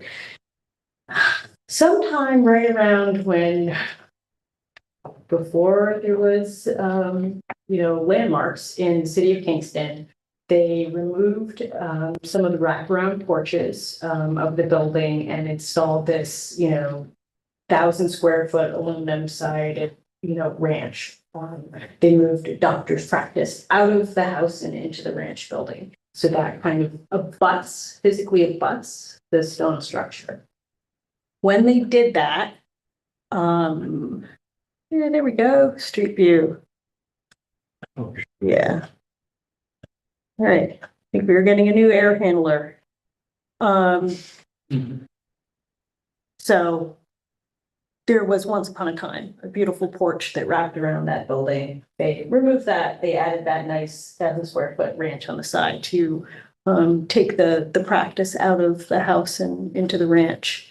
Yeah. At the same time, or around the same era, they did some other, I like to call, remodeling of the house. The back porch is a very good example of how they remodeled. So they took a porch. They actually extended it out from the house, and that's evident from inside the porch. So they added like about 6 feet You can see it in the roof of the porch. They added that lovely, I refer to it as the barbecue altar outside. So it's a very large, chimney structure that has a chimney from inside the porch. So that was actually that was the part of the remodeling. So they took something that was narrower along the house and they expanded it away from the house with that extra. While at the same time, jalousie of windows and this very large chimney in the middle, with a fireplace on the inside and then the barbecue altar on the outside. So in order to investigate the foundation, we would like to remove this porch and then replace it with something that is more appropriate to, like, looking back at the original porches from the house. So again, all the brickwork here, the jalousie windows, there's not, unfortunately, much left. This hasn't ever been in very good condition since we have been there. So that is the proposition. So Amanda had reached out about this project several weeks ago, and as the commission is familiar with it, they do not customarily review projects that are not visible from the public right away. However, the commission must review demolition or reconstruction projects within historic districts or at individually landmark properties. This falls to both of those criteria. So really the commission is reviewing the demolition component, and it is understood that there will be, a reconstruction at some point. But the actual design component of it is really outside. And what I can share is that we have been very fortunate to take advantage of New York State Historic Homeowners Tax credit. So of course, we would be again attempting to submit plans and avail ourselves of that, and that they certainly hold to the Department of Interior standards. So it will be reviewed with those standards for reconstruction, although it's not part of your design review isn't part of the purview. Okay, so we're only focusing in on are okay with removing this structure on the back of the property so as to allow investigation of the foundation. Yeah. And there's two very nice, similar to the doors there, really big French doors that come off the dining room. So there really truly does need to be a porch structure there, because there are these lovely, big, tall, French doors that we've gone through all the trouble of, restoring. So looking forward to, having a more appropriate porch there. Yeah, rather than the Florida room. Oh, Yeah. that's the other thing I used to call it, the remodeled Florida room. What? Illinois? I don't know. Was peach, teal, a pink. Wow. It was painted to match when we moved in along with brown carpet. Ooh, 1973 all over again. So Okay. So, yeah, I think this one, the approval of the demolition from my point of view is a real easy call. out of curiosity, are any of those brackets in even remotely good shape? They have been preserved in paint and caulk. I'm like, I don't even know how they're still here. Like, they've been like so many layers of latex paint and caulk over them. So unfortunately not, but definitely we'll trace them, and we have some other brackets. Yeah. That are, from the other side. Yeah. And there's some really lovely older photos of the original wraparound porches. Yeah. That you can see the detail, you can see the posts with the kind of recess, bit of the panel with the brackets. Yeah. Like, it's lovely. Yeah. So, like it should be lovely again. Yeah, 100%. Yeah. Okay. Any other questions? I vote for taking it. No, All right, so we have a motion and a second on the first the demolition. Mark, did you second? All right, so we need to take a giant step back and declare this a type 2 action under seeker, and I'm so moved. Do I hear a second? So, Thank you, Kevin. Any further discussion? Hearing none, I'll call the roll. Robert? Aye. Kevin? aye. Andrea? Aye. Eric? Aye. I also agree. Thank you. Yeah, hang on, that's just the State Environmental Quality Review Act. Now, Well versus seekers. The second was second, Who seconded the separate motion? that would be Kevin, second, I moved. Second. Okay. All right, and now we are going to go back to the motion approving the demolition. Allow me, let's see, to give it the formality it deserves. That's what I remember. I move that our commission find as fact that the proposed rear Italianate porch demolition and reconstruction project at 77 Main, the Jacobus Elmendorf House, a landmark in the Kingston Stockade local, state, and national historic district, is done according to the plans reviewed and the discussion pattern with procedures stipulated in section 405-26L of Kingston zoning code, is compatible with the historic character of the district for the following reasons. Pursuant to sections 40526L 11 and 13A, the commission determined the application and its supporting materials are complete for formal review and that the proposed work requires a certificate of appropriateness. The proposed work take place at the circa 1780s 1.5-story Dutch store vernacular dwelling with late Gothic and Italianate influences on the north side of Main Street, one parcel east of the intersection of Main and Green Street, which, according to Marius Schoonmaker, belonged to Jacobus Elmendorf. Mr. William DeWitt refers to Elmendorf as a doctor. The house may have been constructed a short time after the Revolution. From the time of publication of the first Kingston Directory in 1857 until 1900, 77 Main was the home of Mr. and Mrs. James E. Ostrander. He was first a clerk and later treasurer of the Ulster County Savings Institution. In 1915, George B. Heaton, a molder, and Mrs. G. B. Hilton's boarding house were occupants of the building. From about 1920 till after 1940, Edwin Sibley, a physician, lived in the building. Since before 1950, A.W. Hazenbush, also a doctor, has lived in the house and have his office in the new wing to the west of the old.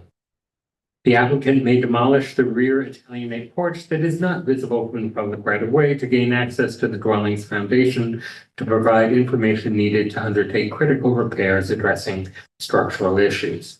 The HLPC encourages the applicant or their design professional to document the existing features, size, and orientation of the rear Italianate porch prior to demolition.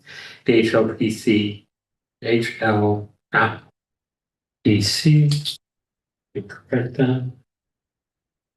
encourages the retention and reuse of as much of the original building elements as feasible. After structural repairs are completed, the applicant is encouraged to rebuild the porch according to the existing design, but without a masonry chimney. No other work is scheduled for the structure at this time, which would impact its material and visual integrity as viewed from the public right-of-way along Main Street. Any future changes or additions to the plans or work specifically described or outlined in the submitted application are subject to further review by our commission prior to additional work starting.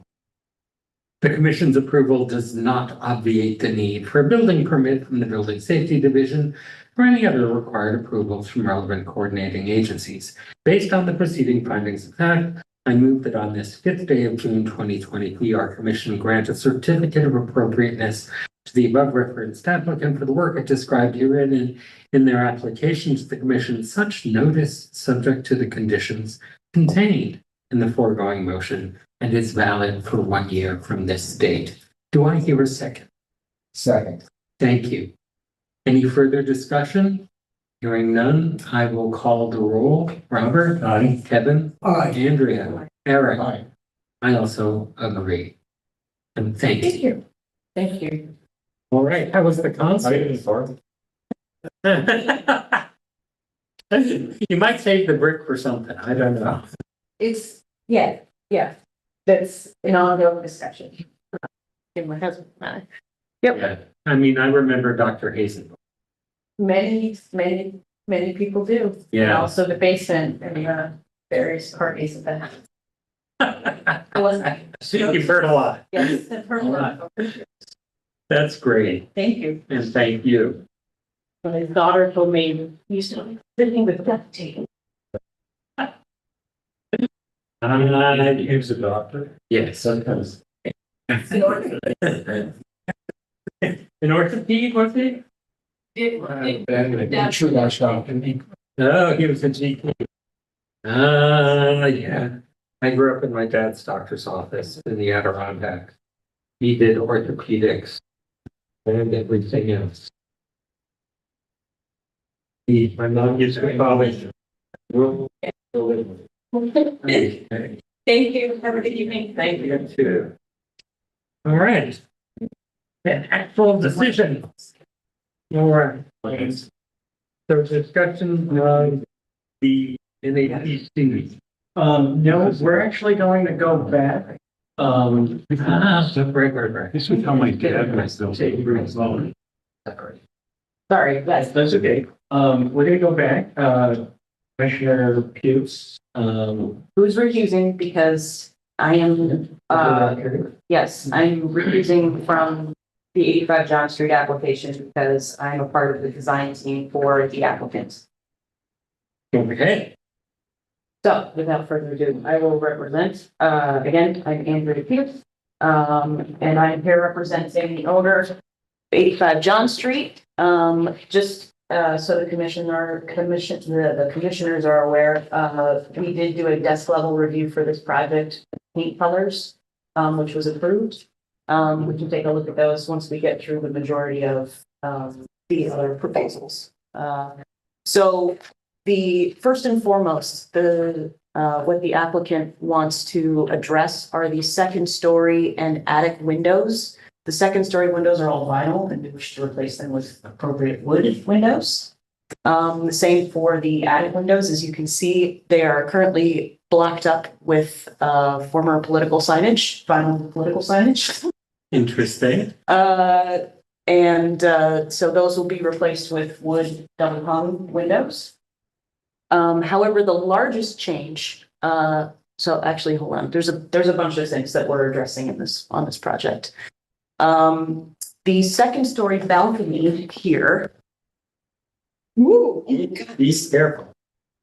bracket on that. We have historic photographs of this building from, I can't remember what year it was, that show that the balcony was actually filled in here with some sort of divided light screening.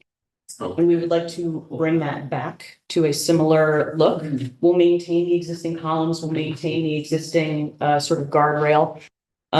These appear to be some sort of divided light screen. We don't want to make them windows, just screening. So it would still have that enclosed feeling, but be open air. So non-conditioned space. Again, all the second story windows will be replaced. We're going to maintain all of the existing siding. We're just doing repairs in place as necessary.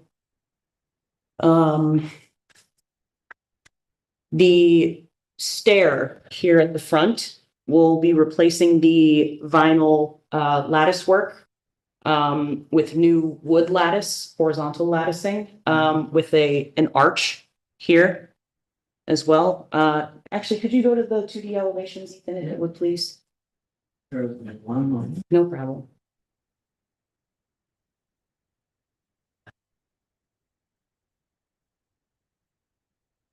There you go, yeah.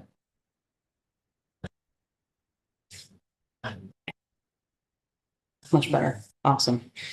The current staircase that's here is in not super great repair. It's also slightly truncated, doesn't go from column to column, so we would like to expand them a little bit and make them more code compliant. Installing all new wood railing, or a new guardrail and handrail up to the columns. The existing wood railing that's here along the porch will remain. The porch itself will also remain. That's been in ongoing repairs, but no replacements. The big change is now going as we extend to the rear of along the sides, actually, I should say, here go back up. On this elevation here, this is all currently filled in with just wood siding and stonework. But the stone actually, it's not stone, it's a CMU, a masonry. That we think is modern, not original to the property. So we would like to remove this chunk of wall that's currently only housing exterior space now. So we would like to remove this chunk here and put in a new formal entry for the first floor tenant. The entry here on this side, which is the John Street side, this would be for the second story tenant. So this will have the exact same treatment as the front porch here. So new wood stair, new wood railings, new lattice work, and a pair of new columns to support what we're removing of the wall. It's present there. And then if you scroll down a little bit more, Ethan. So here's the biggest change on the facade. We don't have photographic evidence, but we have reason to believe that from the foundation that this space here was actually formerly balcony and porch. Oh, And we would like to kind of give it the appearance as though, much like on the front, that it was a infilled porch. So we'd like to, it will actually still be interior space. It was made interior space at one time. So we'd like to maintain it as interior space, but give it the appearance of having been a filled-in balcony. So we'd like to put in some new French casement windows on the rear side of the property. And then on the side, which is slightly more visible, picture windows that look down into the courtyard that's adjacent. And to further the idea that it is was a former filled-in porch, add in just a couple of trim details to sort of echo that. So you can see the difference that this was original or more historic age than the filled-in porch portion. And I believe that is it. So a lot to do here. yes. Okay, so big things are how to handle the sort of open air second story. This part? Yeah. And then the porch that got incorporated into the interior. Windows are all being replaced, is what I'm hearing. Following that correctly? So what's presently here on this chunk is there is one double hung window here that would come out. We will keep it and keep it on site somewhere. So it can be reused in the future if needed. But yes, this would get replaced with a pair of casements, a pair of French casements. So 2 windows that go like this. Yeah. Same thing with the second story here. There's one window presently here, but it's vinyl. The one that's here is we don't believe it's necessarily original, but it's a historic window. So that one would be removed. But again, we're hoping that because it's on the rear of the property, you don't see it, that the commission would be sympathetic. Yeah. On this side, which is unfortunately obscured by this note, I'm trying to remember now if there is a window here, which is on an angle. It's a little deceiving from the elevation as you are seeing it now, but this is on an angle here. There are currently no windows here. There, I believe, is one window here on the second story. So all new windows here and all new windows here. And again, that second story window is a vinyl window. It should be completely removed. Okay, these are casements again, or? These are picture windows, non-operable. Ah, The windows on the rear here, this is actually a bedroom. So these would be suitable for egress purposes. That's part of the reason why we have them as wide as we do. So that way it may be opened and you can get out if there's a fire. The first floor, again, also a pair of casements. They only match in size because of what we were showing on the second story. So want them to have similar appearance. You may have submitted photographs that show that. Please try to pull those up. I believe so. There you go. So this is the one wood window that would be removed. And that would be replaced by the pair of French casements. Same thing with this window, that would be removed, replaced with a pair of French casements. And then I think I have one more going along this side. Oh, here's the angle. Right, so this presently has no windows. There is the one window here on the second story. Any other questions? Does anybody want to see the colors? Yeah. Because I'm really proud of those. That's a gorgeous. It is. Yeah. The client is, the applicant is very excited about moving forward with this. He's owned the property next door for a while. Yeah, he has a handful of properties in the same area. What is it next to? Which one? It's sort of catty corner to Rough Draft. Yeah, and there's like This a, house is so nondescript right now, I don't even recognize it. yeah, well, formerly it had yellow, faded yellow vinyl siding all over it. Okay. So, and this whole area up top was completely filled in. So we had no idea there was a balcony even up there until it was all uncovered in demo. So this is what we're proposing for all around the building. Basically, this sort of what do we call it? Kittery Point Green. It's on the historic. What word am I looking for? Thank you. Yes, it's on the historic color palette. Or actually, no, it's Kenny Bunkport Green is the middle band here. Same thing here, down here. Actually, no, that's the darker one. That's Avon. It's actually really deceiving when you're looking at it this close. Castleton Mist in some of the accent areas and on doors. Abingdon Putty for the main body of the house. And then largely just the greens as trim and window detail colors. This is gonna be curved, right?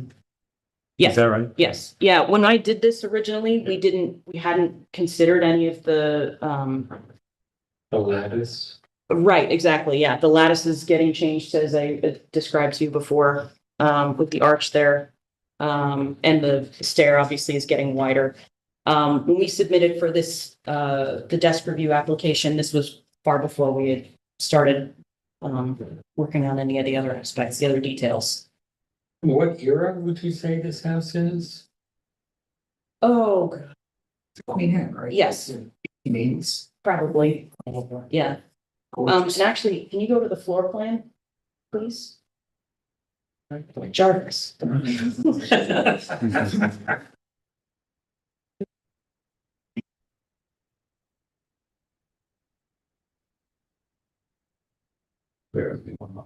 No problem. Proposed drawings, you got it right down here.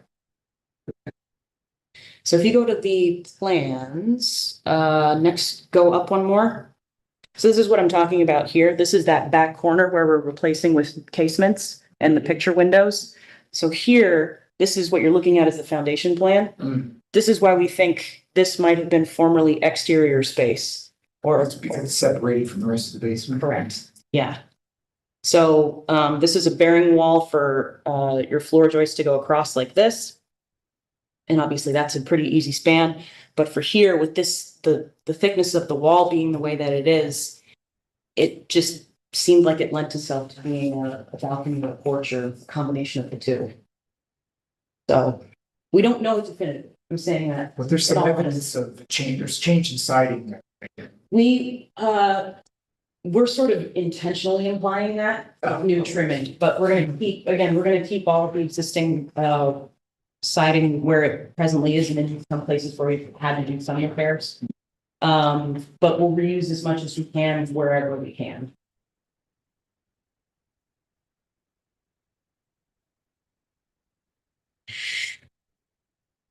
All right. I don't have any further questions. We can't vote without Robert.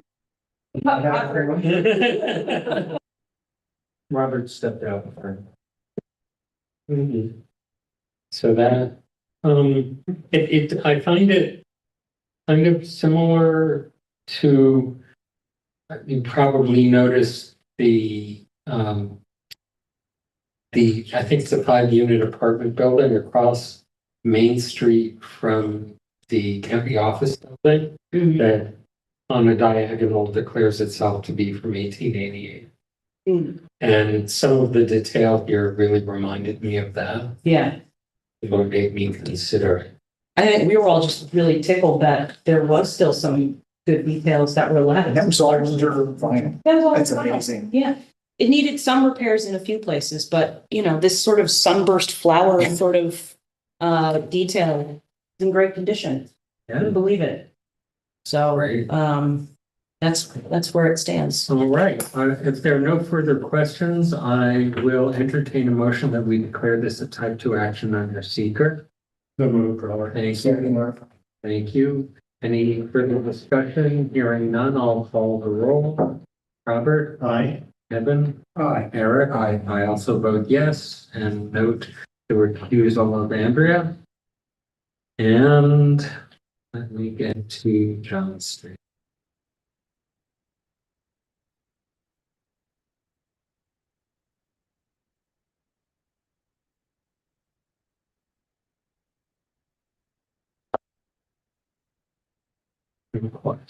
All in. Here we go. I move that our commission find this fact that the proposed exterior rehabilitation project at 85 John Street in the Kingston Stockade Local State and National Historic District, if done according to the plans reviewed, discussions had, and procedures stipulated in section 40526L of Kingston zoning code, is compatible with the historic character of the district for the following reasons. Pursuant to sections 40526L11 and 13A, the commission determined that the application and its supporting materials are complete for formal review and that the proposed work requires a certificate of appropriate. Proposed work is to take place at the circa 1900 2.5-story Queen Anne Victorian structure, formerly residential, on the north side of John Street, 1 parcel west of the intersection of John and Crown Streets, also known as the Four Stone Corners, which served as the home of A.J. Snyder, a local music teacher in 1912, the home of Ralph Needs, vice president and secretary of Needs Express in 1930 and 1940, home of Marvin Crum in 1950, and Room Publishing Company in 1960, and a lawyer's office by 1974.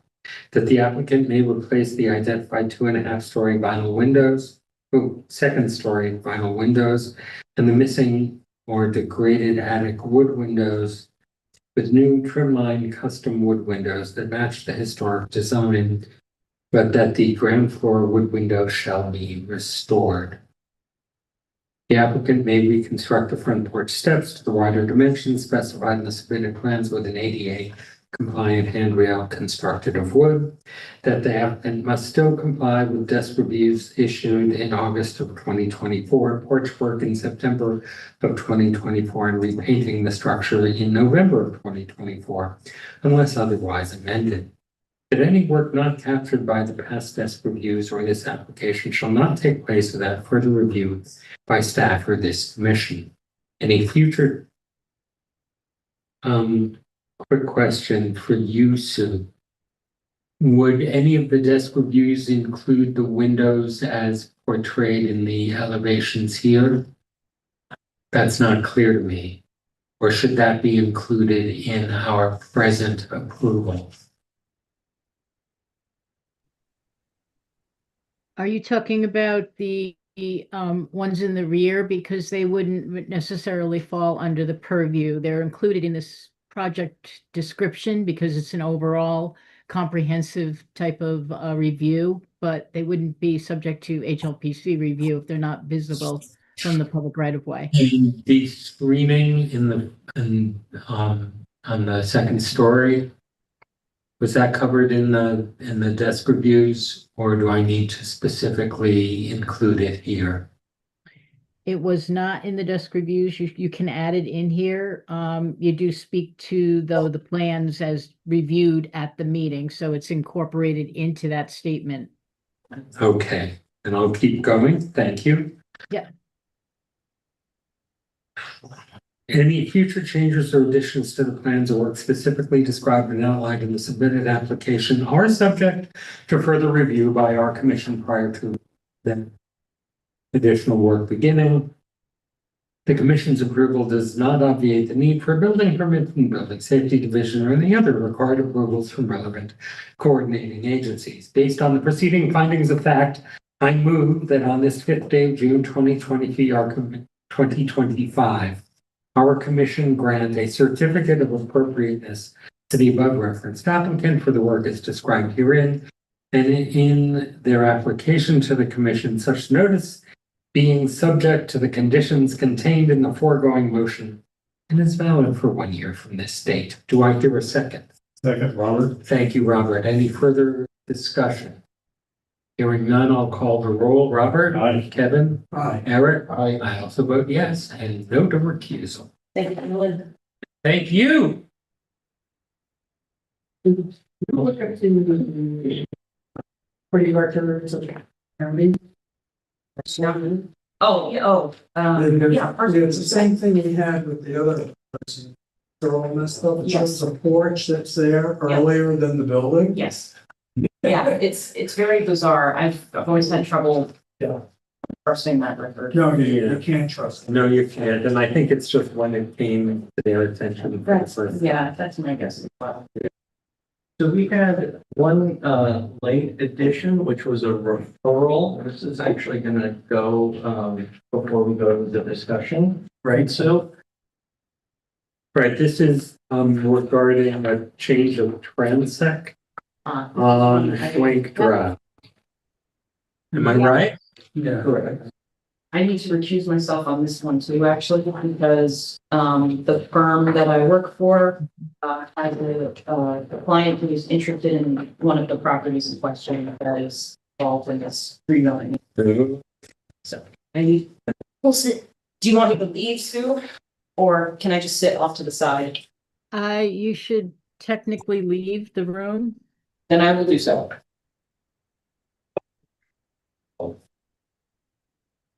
Eric and I really enjoyed the other meeting. All right.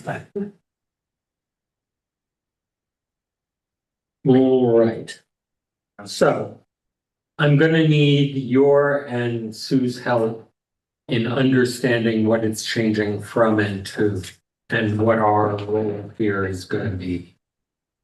So basically, this is a rezoning request. Currently, when the new form-based code was adopted, the properties along Schwank Drive were put into a T5N transect, which is a T5 neighborhood.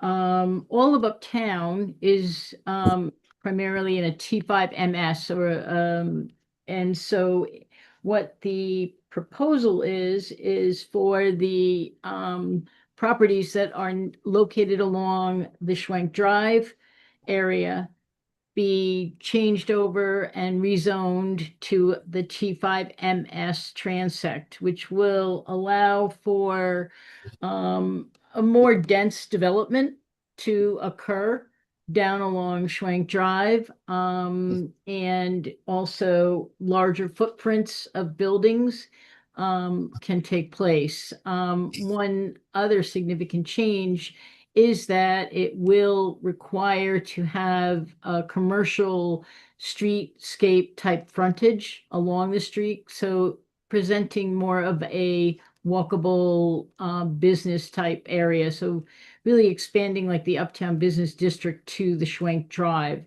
Right now, you've got the development consists of large parcels that have prior use, mostly the car dealerships there. So there's a lot of land area that is available for development. obviously they would need to go through any planning board reviews. This is an area that is outside of the historic district. However, because it is adjacent to the historic district, the council has referred it to landmarks for a recommendation and consideration.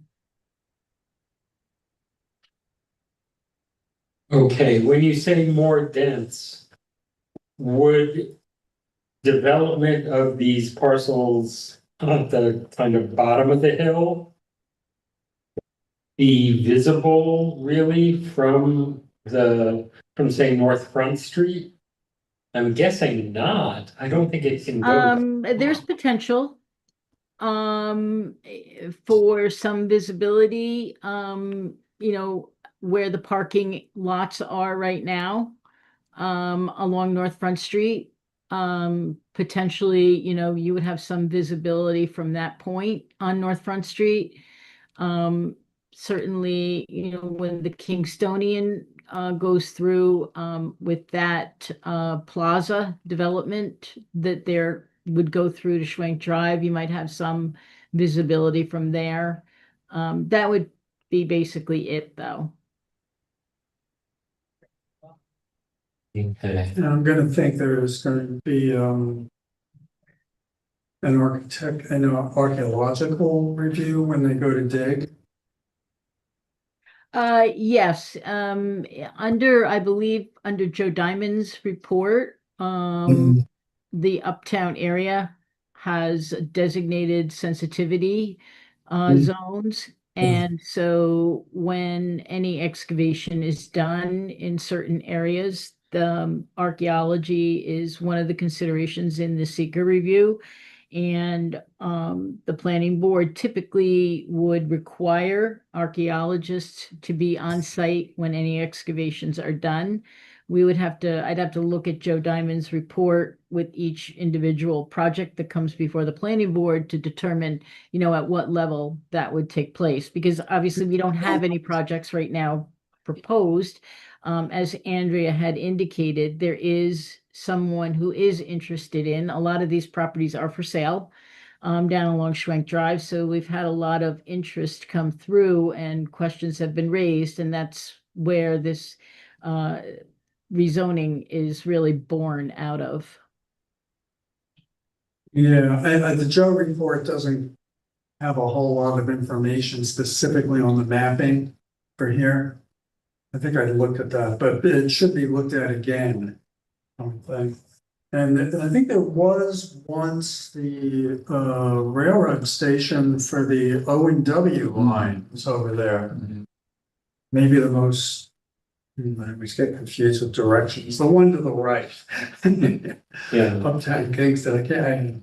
Yeah, I think you're getting into Aaron Court over on the right. Yeah, I think it was around Fair Street Extension. yeah, I think it was too, In yeah. there somewhere. But yeah, I was thinking that farthest part one to the right that might have it. Is that a report? You read it. Over there, Yeah, that's Westbrook. no, I wasn't going all that far. Or, and it's looking over, yeah, what you were saying, over, Yeah, so right up. like Stockade Yeah, Drive. right in this. Yeah. Okay.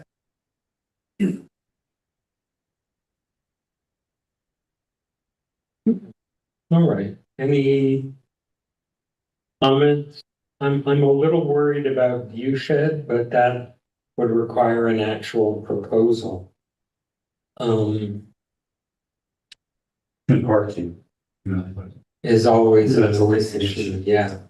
On the other hand, it feels very suburban now, kind of that place. Yeah. Yeah, it's true. Well, it is, in terms of, it's what, 3 centuries after most of Uptown? But yeah, we're not gonna try Disneyland, recreate old stone house kind of feel. That just isn't gonna happen. Yeah. We do have the ruin on Frog Alley, just, I mean, there would be concern with certain types of construction possibly affecting that structure, it's pretty fragile in the best of times. So, Mhm. and that is the one unusual feature that pops out at me with this rezoning, so that if they're going to do something tall and, you know, right up to the property line, I would be very worried that special construction constraints might kick in to protect that historic site. Well, Frog Alley is next to the fire station. But you can see where that one property kicks back pretty close. This is the Frog Alley property, I believe. Yeah, it Yes, goes right to. but the one property facing Schwenk Drive that's in the sort of Oh, darker green right here seems to get back pretty close. yeah, there's some woods there. There are now, but if they can get right up near a property line with construction, that would be a concern to me.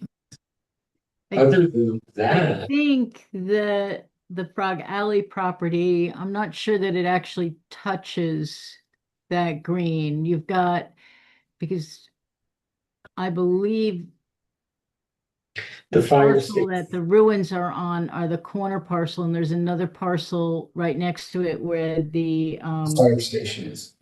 the fire station, but then on North Front Street, you've got the bank Mhm. or the investment company there. right, Merrill Lynch is on the corner. I know, because I have clean garbage now a lot behind it. Clean sweep. But Well, your point is well taken, Mark. And you know, obviously, I think that when, you know, we get any proposal, that would obviously be something that would need to get discussed. And consideration for protection of the ruins absolutely should be a must. I think what you're getting to is sort of even reminiscent in ways of when the John Hancock building was built in Boston and the impact of the shadows on the historic Trinity Church windows, even different context, but you know, what could potentially much more massive development have on the adjacent Frog Alley, even if it isn't a shadowing. So. Yeah, it's just close enough. And I mean, there's no way to guess what's going to go there, but we know it's going to be less suburban and more urban than what's on Schwenk Drive now. Is there a possibility of mixed use residential commercial in that I think transit? that's the intent, is to open up some additional residential opportunity here with a mixed use at ground level. Okay. I don't see any, you know, other issues for our commission beside that, you know, other people might miss the importance of the Frog Alley ruin, or perhaps archaeological issues. Some of that's already happened with the credit union and the car dealership down there. So what do we need to do here? It's an advisory letter to Common Council.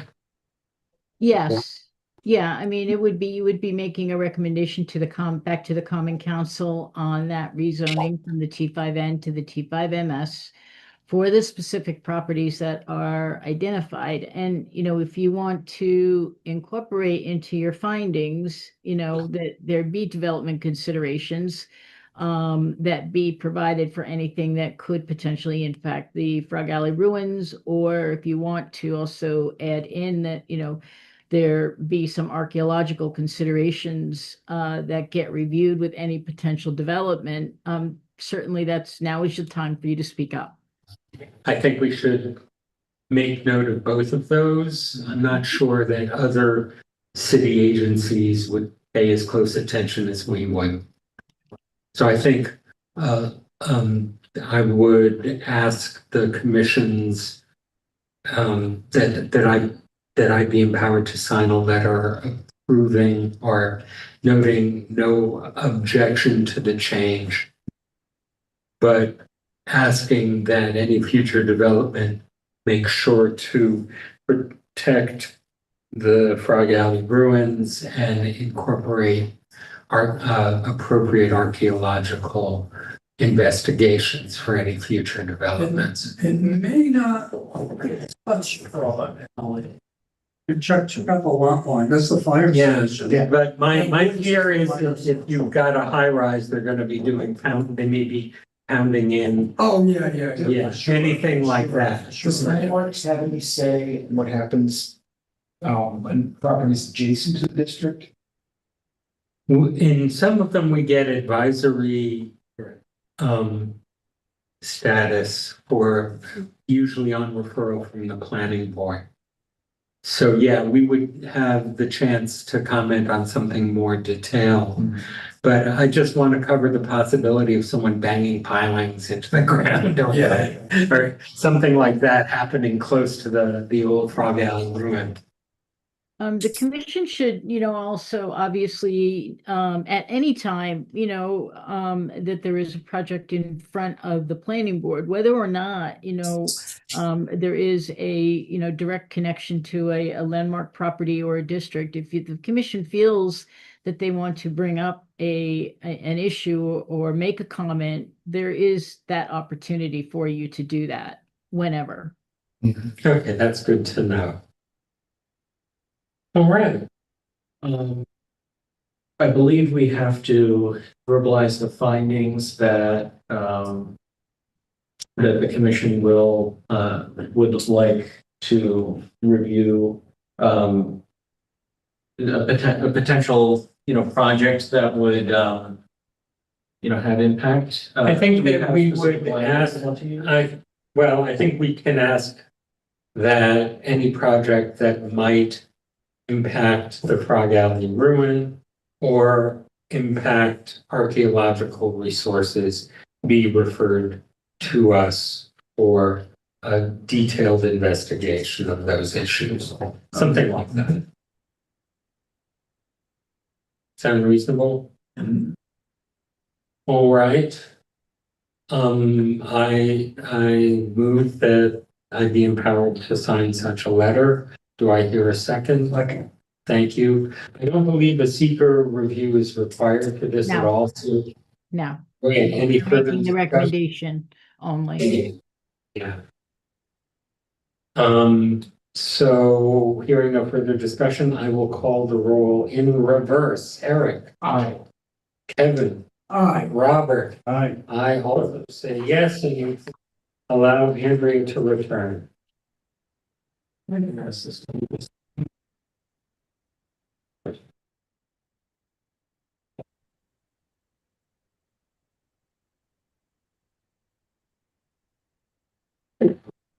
Welcome back. All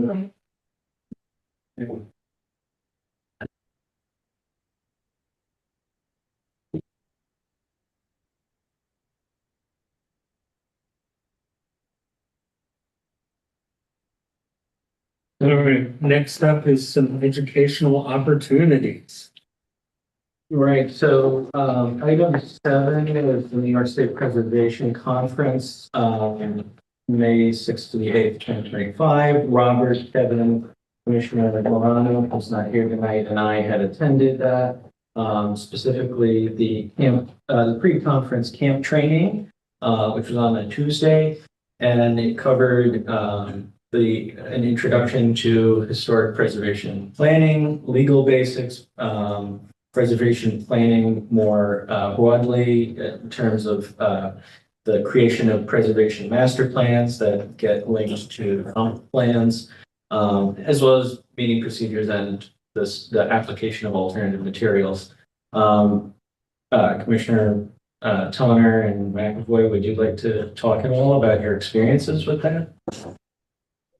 Well, since I'm new, I was a new, I mean, I haven't done any of these before, but I found it fascinating. The lyrics thing, the whole day was really, really good. Even lunch was good. And I got, I did something based on this.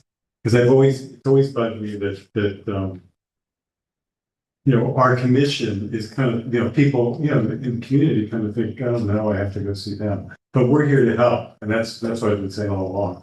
So based on that and with this, I did kind of what would be kind of a flyer that we would, that would go out to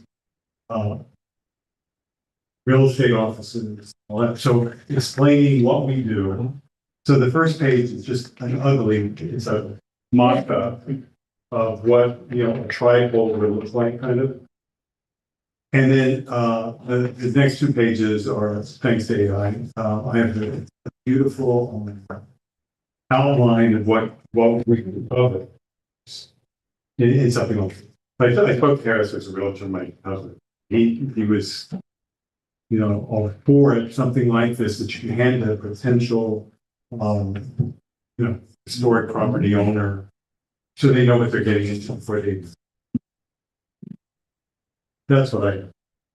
All right. Very comprehensive. Yeah. Though I do think V needs an E and build the future. There's a couple of things, but You never said how people walking on. I know, it seemed a little bit. It's a little bare. But those would be like pictures of case. Yeah. Yeah. Oh, it very much evokes that. Yeah, That. and we've, No cars. God, the last time we did this is over 20 years ago. We had a little brochure that we mailed out. Is there one at the office? I think I still have one in my basement. I have one. Yeah. Is that the one that got us in trouble? There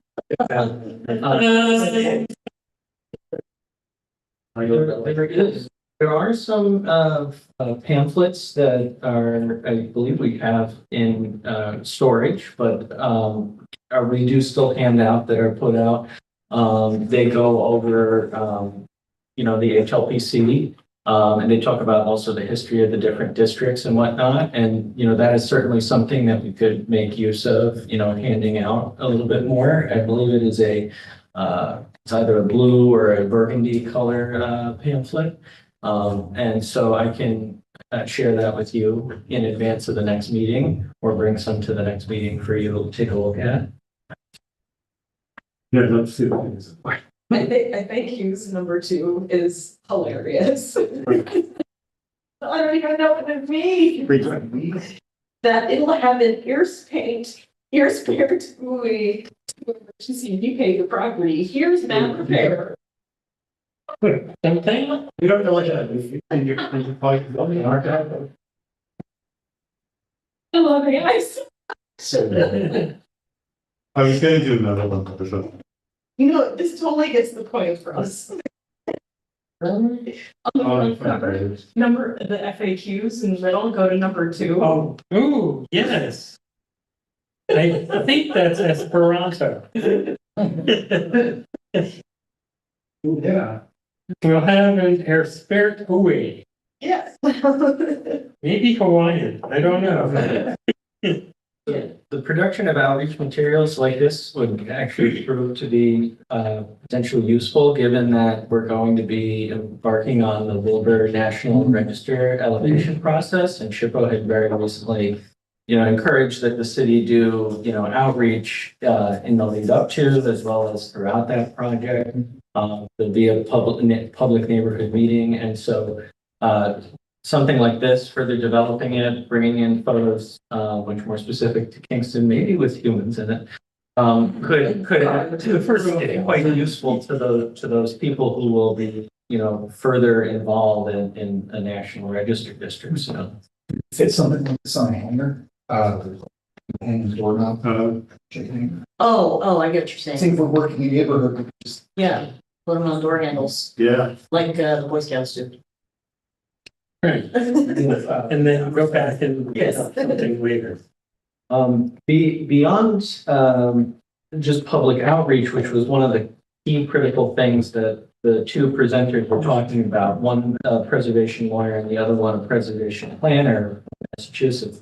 They went through some of the best practices for ensuring preservation of historic structures. In one case, there was a case study of a historic factory building. The exact manufacturer of an automobile is I'm blanking on, but it took place in Springfield, and it was sort of a workshop in which you take the tools that you know of as preservation commissioners, and how do you go about saving this building that is potentially slated for demolition. So looking at local landmark status, National Register designation, outreach, to the greater community, working with a preservation nonprofit, and so on and so forth. Yeah, that was fascinating. But did they end up saving it? Was it saved? It was saved. I believe so. Kevin did some sleuthing right in the middle of that and found some information on it. Do you remember? Yeah, I think it was, Right. Perhaps we have it. yeah, maybe it's in the,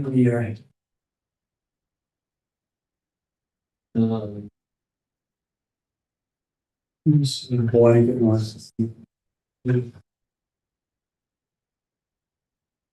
it 10 central. Don't see the other one.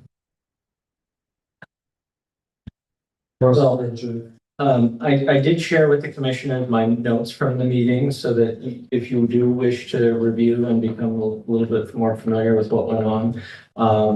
But beyond that, which blends into the second component of the discussion, is the city has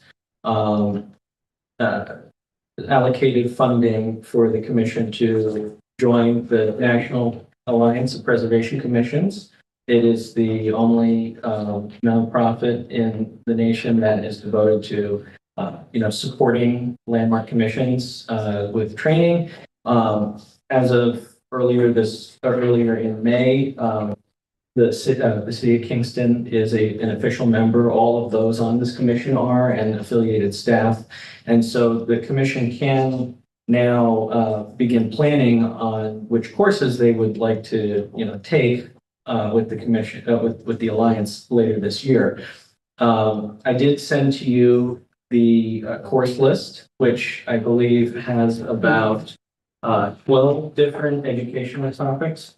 There's 3 core ones that include standards and guidelines for design review, legal basics, and meeting procedures. Those are highly encouraged. They may be required, but I can confirm that.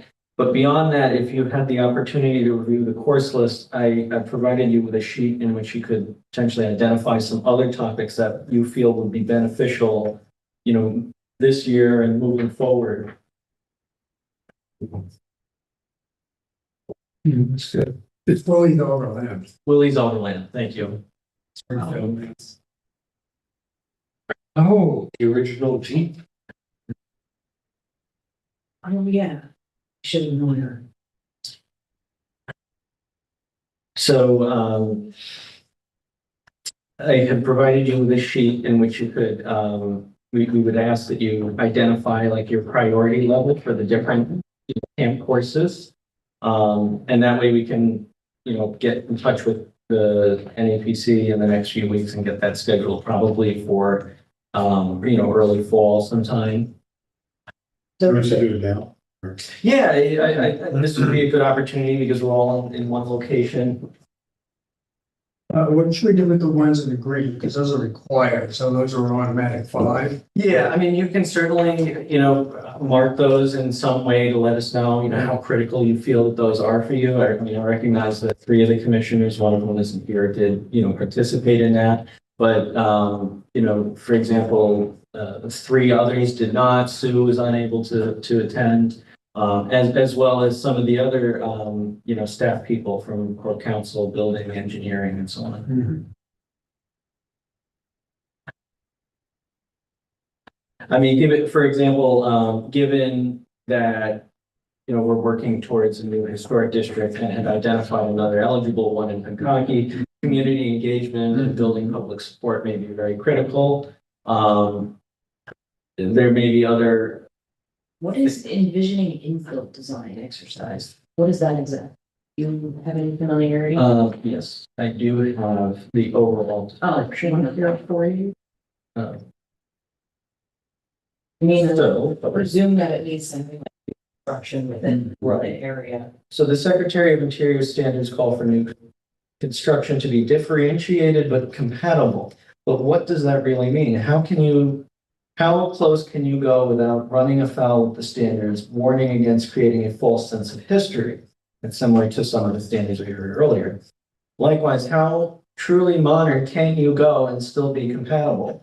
There is a wide spectrum of compatibility, and most communities fall somewhere between these two extremes. This topic will help participants define their community's place on the spectrum. It is especially useful for commissions that have few architects, designers, commissions that lack experience with infill review or struggling with infill review.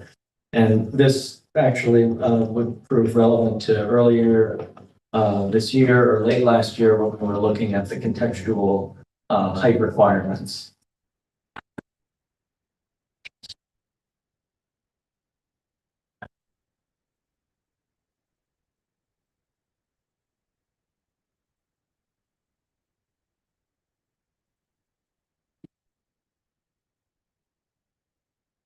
And Sue, I will send you this sheet as well so that you can take a look and see which courses would interest you.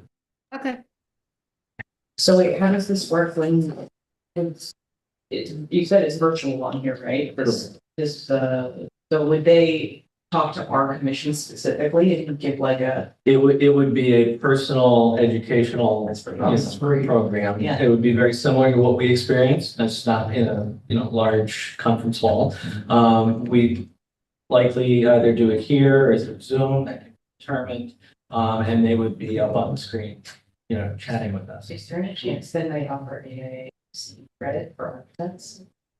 There may be something like that. I know there is a summer tutorial program that's going on. We'd have to look into that.